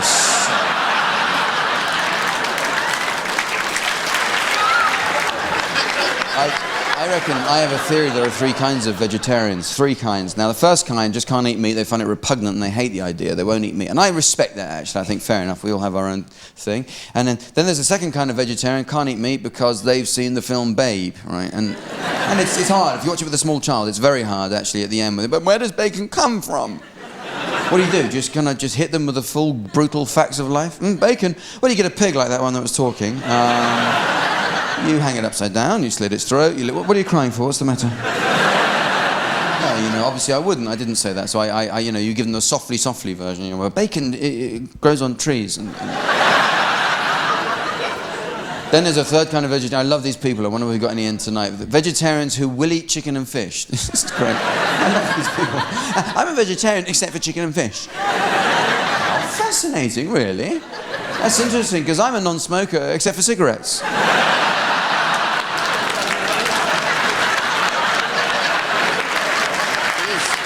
It's harder. It's hard to eat meat, though. I think it's getting harder and harder to actually eat meat with a clean conscience. And one of the things, they tell you too much about the product. When you buy from the supermarket, you buy chicken from the supermarket, they start telling you about it. So free-range, corn-fed chicken. You might as well put its life history down the side of the package. You know what this little guy liked to do more than anything? Like to hop around the field where he lived with his friends looking for bits of corn. Not that that matters now, eh? Just, enjoy your meal, killer. So you don't want to know too much about it. It's a real turn-off. We had at Christmas, we had a self-basting turkey. I mean, Christ. I can't think of a sadder image. You know, the turkey that helps. Oh, God.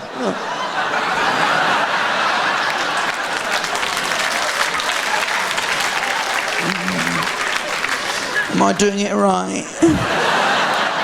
Can I have some more oil? It's so hot in here. Turn it down a bit. For Christ's sake, I'm going to miss the party. It's too much. So, and it's true that in our heart of hearts, I'm sure we feel rotten about eating meat because that's why meat eaters love to eat sausage rolls and pasties and Scotch eggs, because you don't know what they look like when it was alive. You've no idea, really. It's not like you go on holiday in Devon and see little pasties running around the field. Look at those lovely pasties with baby pasties. But that's the thing, and so we do feel bad about it. I'm sure that's why fast food is such a hit, because you don't know what you're eating. That's the thing. That's the attraction in a way. You don't know what you're eating. And I look at Kentucky Fried Chicken, for Christ's sake. All they disguise these bits of chicken with their secret recipe that we're all so desperate to find out. And it's not like they put a picture of a chicken on the box. They put a picture of an old man, for that matter. I mean, Christ. What are we meant to think we're eating? Have you got any geriatric going there? Can I have a knuckle and some fingers, whatever you have? That's nice. Food is getting so much better in this country. It is. Food is getting better in this country. You mark my words. I think in the last 5 years, great breakthrough that we now get takeaways delivered. It's taken us a long time to figure it out, but we now have that in this country.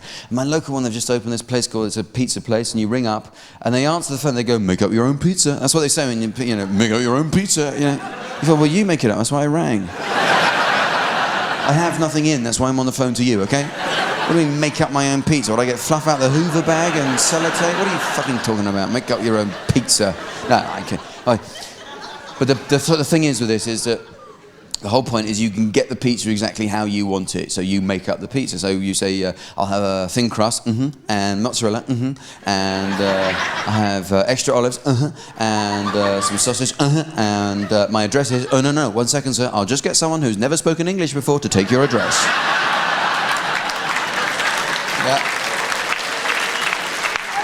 And 20 minutes later, I'm on the phone going, there are no other ways of saying the word road. I tell you what, get the pizza, get on your moped and drive around till you find someone who looks hungry, give it to him. I've gone off the idea, thank God.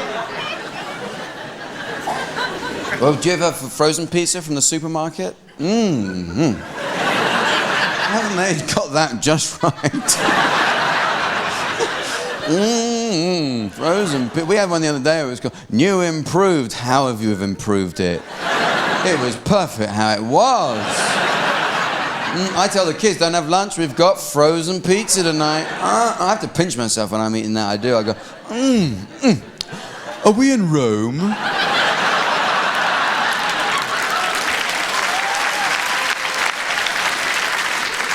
And fun-sized pizza. You had fun-sized pizza? Yeah, this is a lovely idea. I love this idea. Someone somewhere has decided fun has a size. Yes, it does. It has a size, and now you can have fun-sized pizza. There it is. There's your pizza. Isn't that fun?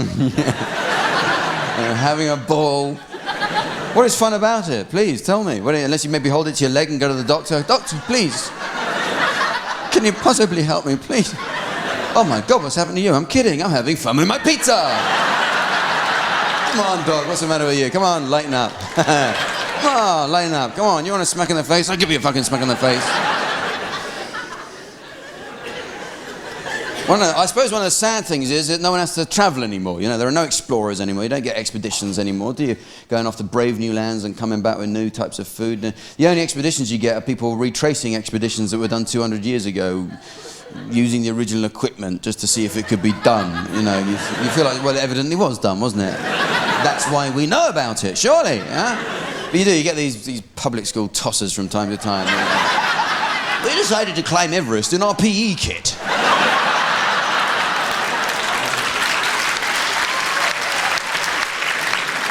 I actually think you want them to get into trouble, really, when you hear about that. They say, yes, go then, go on. You actually want them to ring up and say, we're in terrible trouble, can you help, please? And say, sorry, the phone hasn't been invented in your little world, has it? But I love to, there's nowhere left, and that's a sad, space, the final frontier, that's what you've got, and that's, I love that, I'm interested in that, I always wanted to be an astronaut when I was a kid. And so I always, about 4 months ago, in French Guiana, NASA sent off this rocket to get to Mars. Did you watch this? And thank God there was no one on it. It was a satellite rocket. It got 300 feet up and blew to pieces, right? It's meant to get to Mars, got 300 feet, right? Yeah. So, nearly, yeah. Nice try, NASA. Hey, you know, anyway, I was watching this live on telly, and when I stopped laughing, I thought, what must it be like to be the rocket scientist at this point? What is it, well, you know, that point when the whole world is watching as you go from being a rocket scientist to being a crap rocket scientist? There's that point, because you must be watching it and thinking, as a rocket scientist, you've spent $100 million on this thing. You must be thinking, you'd have done better to get a blanket, put the satellite in the middle, and get all your mates around and go, is that any better? And how do you get out of that awkward situation when you're at space control, you've got all your colleagues standing around while it's all going off on the monitors? You just go, what do? Make light of it or something? Yeah. I'm sorry. You would try, and you know what happens to these people? I reckon they have nervous breakdowns, they snap as you would, and they end up working for Innovations magazine and shit like that. Inventing crap no one actually needs, you know, like cardigan debobblers and shit like that. Like, hey, look at that, all the fluff of there, yeah, marvellous, see that. I love that magazine, the one that flops out your colour supplement tomorrow morning. You go, oh great, I'll go over and shit and read this, I love this magazine. I mean, surely, God, they should invent something to stop it from flopping out. That's the thing. For just $2.99, no more flopping on the floor misery for your Innovations magazine. The brand new strap-on leg magazine and insert catcher basket. I have everything I need in life. Have you seen those slippers you put both feet in? What a breakthrough, you know. Why have two shoes when one will do? I hadn't thought of it, yeah. And always modelled by those dear old ladies. It makes you sad that there are people who are going to do that and be sick enough to send off for one of those. Here, Granny, look what I got you. Put both your feet in there, nice and cosy. You sit there, I'll go make you a nice cup of tea. Oh, look, Granny, there's a dinosaur out the window.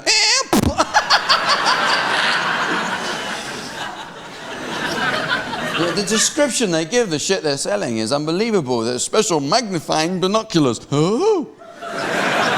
Night vision scope, light enough to hold with one hand. Yeah, worth every penny, worth every penny. Oh my God, look at that. Oh my God, worth every penny.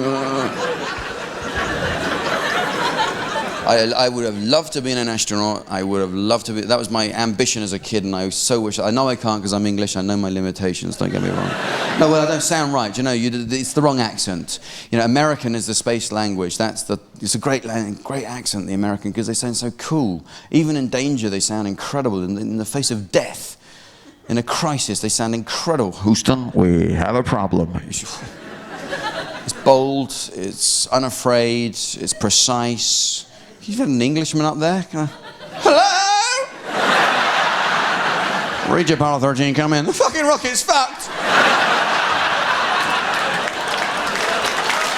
You know, did you notice there's a difference, isn't there? You see, it's subtle, but there is a difference, you know. To me, that doesn't sound like a sequel to the film, do you know what I mean? From the makers of Apollo 13, we bring you Fucked Rocket. We got back anyway. Now, Neil Armstrong, he's my hero. He landed on the moon. Thank God he's American, because he thought of something to say on the way, and it was smart and profound, and everyone remembers what he said. It was a very good thing to have said. One small step for man, one giant leap for mankind. Thank God it wasn't an Englishman landing on the moon with the whole of Earth watching. Oh, the trouble we are getting here. I thought we'd never get orbital, did you? I can't believe it. Is this going, or is this going to work or not? The sound we hear? That went a bit there. Oh, I don't know. I would have loved to go to space if I could have. To go to space, I would have had the best time of my life. Because I see what I think they should do with space. They don't have enough fun. You know, they should have a bit more of a laugh with the whole thing and lighten up a bit. They have such great opportunities to play jokes and mess around. I just break it. You know, when they're out spacewalking on top of a rocket or something in zero gravity, just wait for one of them not to be holding on to anything at all, and then just go like that. You know, I would give anything. You know, when the two vessels that dock in space and come together, what I wouldn't give to be inside one of those, eh? Wait for the little hatch to open, put on one of those rubber alien masks.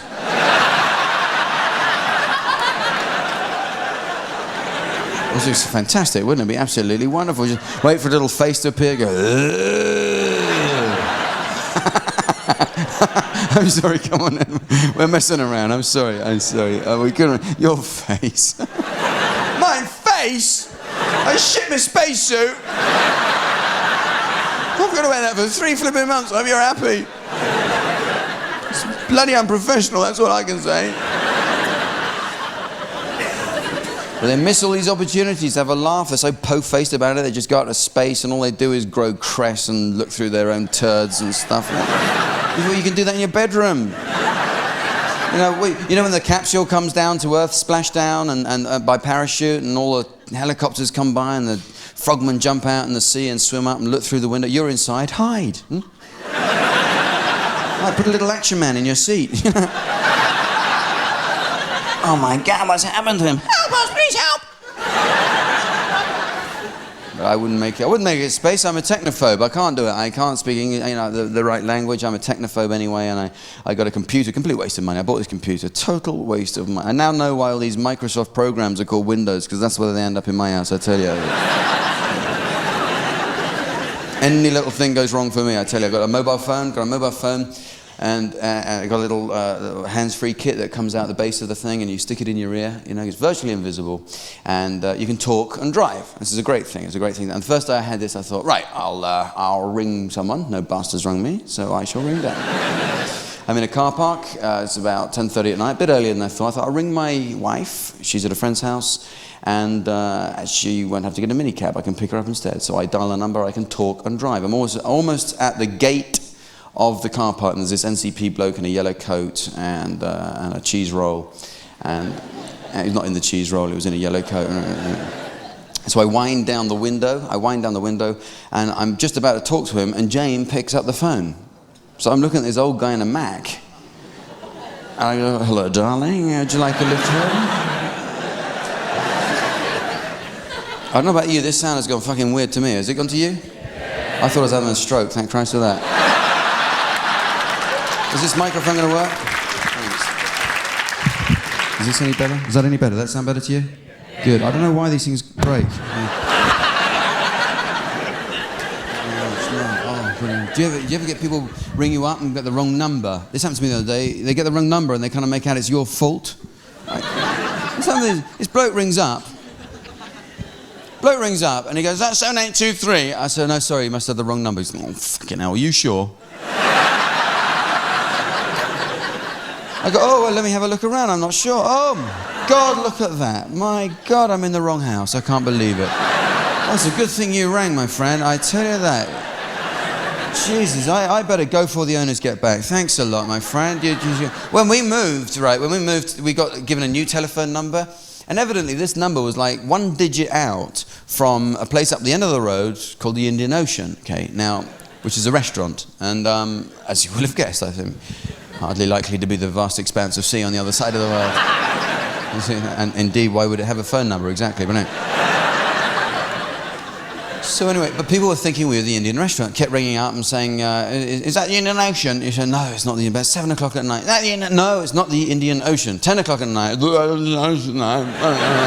this went on for 2 weeks. People are ringing up, and after a while, this woman rings up and she says, is that the Indian Ocean? And I couldn't help myself anymore. Yes, Madame Bliss. She says, can you tell me what's in the tandoori mixed grill? Yes, Madame, got a pig's arse with penis of a dog and a bollock of a cat. And I can hear her talking to her husband in the background. She goes, got a pig's arse and a dog's penis and a bollock of a cat.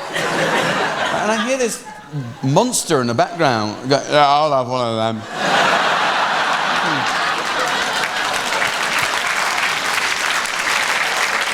She goes, yeah, I'll have one of them, and I'll have a chicken korma and rice. I got an inam, bobadon, vegetable. Right. I take the whole order off her. We're on the phone for like 5 minutes. I take her address, her phone number, and name. She goes, "What? Can you tell me what time that's going to arrive, please?" Yes, madame, never. I'm sorry, I didn't quite catch. What time did you say? It's never going to come. But the thing is, after that, I was hooked. Yeah? Oh. I was sitting there with an order pad. Waiting for the phone to ring. I was going, well, we're going to be in a rush in a minute. You'll see this. And you get these idiots ringing up. You get these. You don't realise how rude people are to these waiters until you hear it on the receiving end. You get these arseholes ringing up. Oh, hi, it's Peter Hetherington Smith here. I'm coming in at 9 o'clock with 6 of my rugger chums, and I want the table by the window. Not tonight, so we're full. Go somewhere else, please. No, I don't think you understand. I always get a table by the window. There's never any question of doubt about not tonight. You don't. Go somewhere else. You want a table by the window, bring her home, put it outside.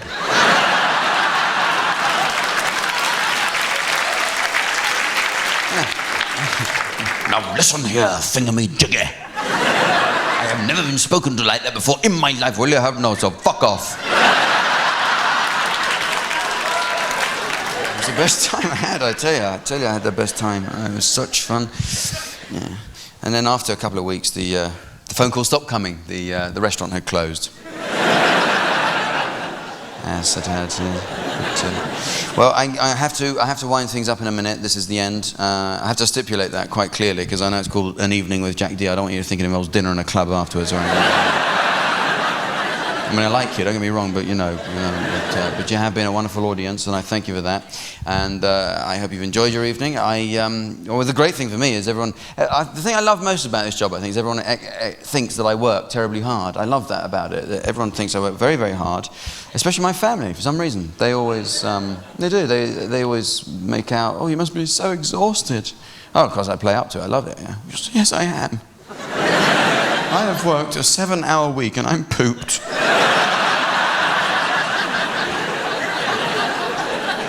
But I have to say, on a night like this, it doesn't feel like such hard work because you've been a great audience. I thank you for that. This is the very last night of my tour. I've been all around the country and I've had 6 weeks here in the West End.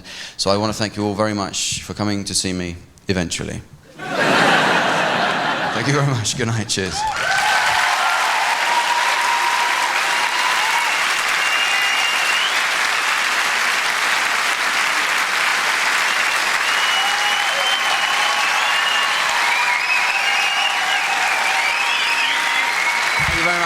Thank you, so kind. Thank you very much. Very nice of you. Thank you very. This is an encore. Thank you. Actually, this is what an encore. This is a comedy encore. Now that's slightly different from a drama encore, which you would have in a normal situation in a theatre like this. A drama encore is the audience's way of saying we applaud you and we wish to applaud you more. Yes. But a comedy encore is different. It's the audience's way of saying you were funny. Now be funnier. Go on. And that's why I turn to what you have written to me. So, Jack, having a baby is a hell of a lot more painful than having 2 fingers broken.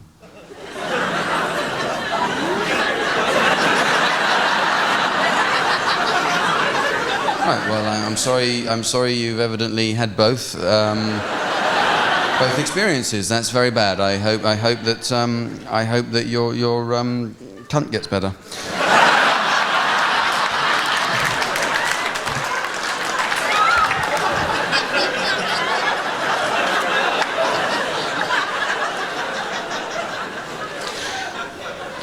I'd like to know why you keep scratching your arse all through the show. Because it's itchy, that's why. Where else would you scratch it? Jack, me and my friends are too afraid to heckle. Will you encourage us?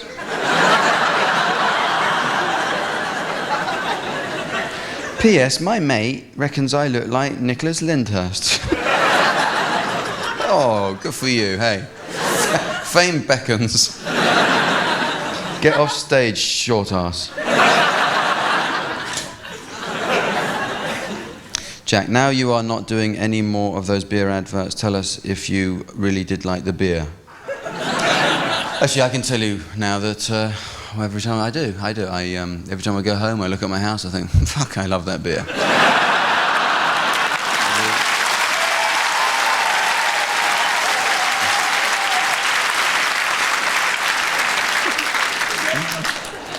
Jack. What do you call a fish with no eyes?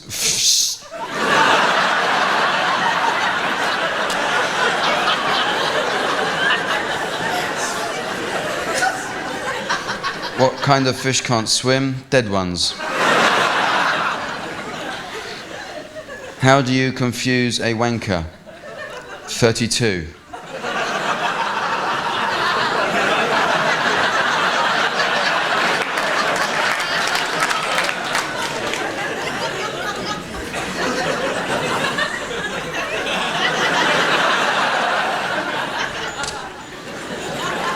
What's your telephone number? Jack, who is your favourite Teletubby? Do they have nicknames? Do they? Scary Teletubby, I suppose. There's Ginger Teletubby. Don't ask me why. And then there's Scary Teletubby who just comes and, kids! You scare the shit out of them. Right, Jack, emergency joke. What's the difference between Clint Eastwood and anal sex? I have a feeling I shouldn't be reading this out.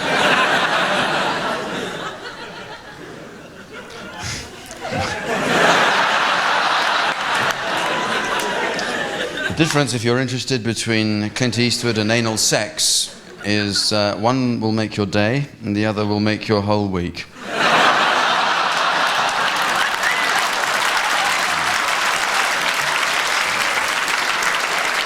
Very crude.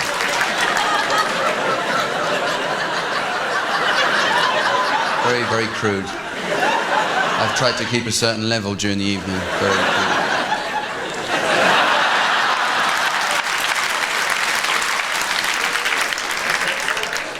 Jack, I want to die like my grandfather in my sleep, not shouting and screaming like the passengers in his car. Oh.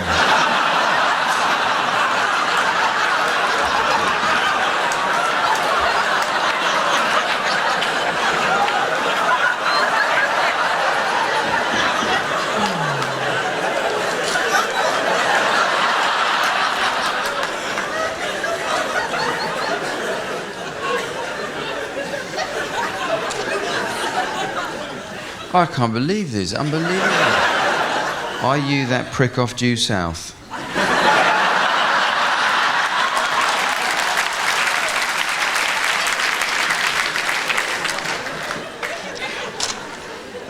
Are you Larry Hagman's love child? Thank you. Jack, don't take the piss out of your suit. It's the best material you've got.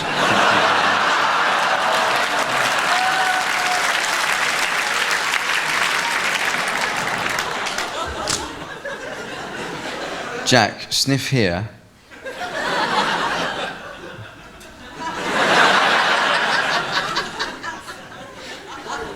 PTO.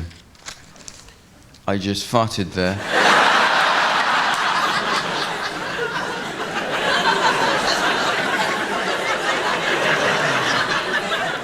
I thought this was the queue for the ice creams.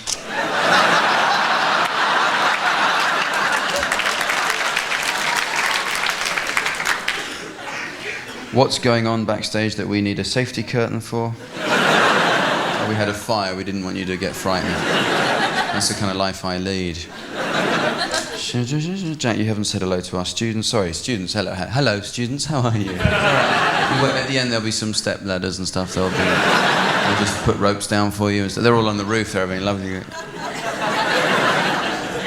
Where are you students, in fact? Where are you from? Yeah. Where are you a student at? Kingston. Kingston? Oh, that famous place. Good. Well, that's one that used to be the Polytechnic, has now been made a university, isn't it? You're doing a degree in puppetry or something like that. Actually, I only ask, it's important, thanks for these by the way, I'll treasure them. I only ask because I am banned from certain places around the country. I'm banned from Trinity College, Cambridge, for instance. I am. I'm banned from making contact with any of the staff or students there. I'm banned from the premises because, well, it's a long story, it goes back a while, but I applied to do my PhD at Trinity, and they said, send in your thesis, and I misheard them.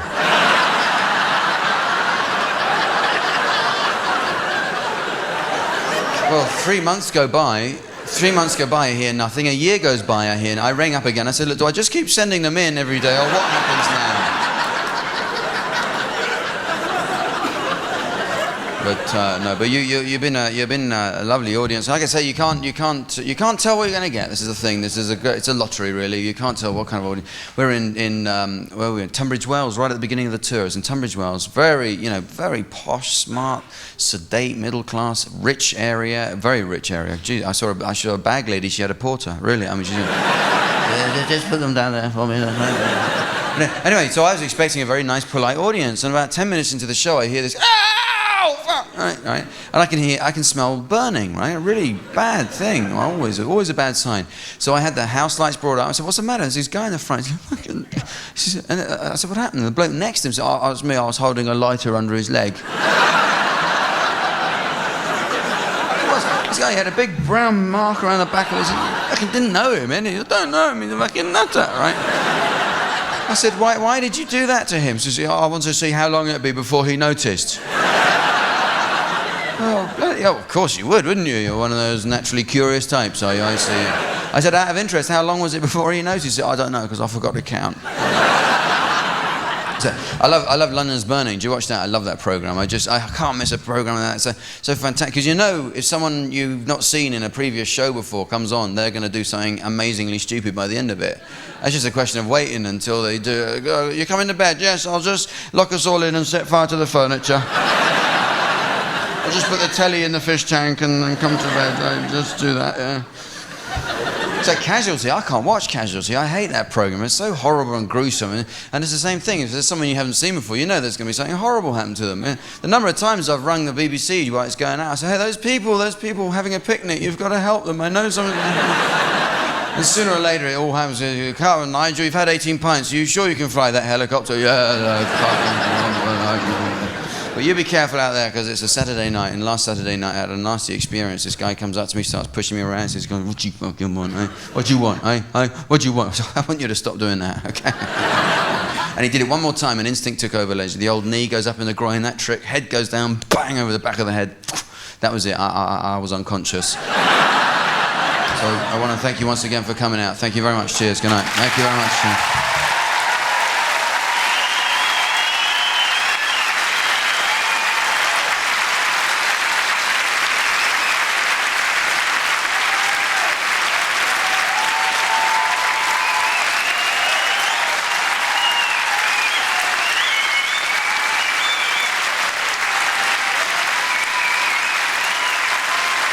Thank you very much. Good night.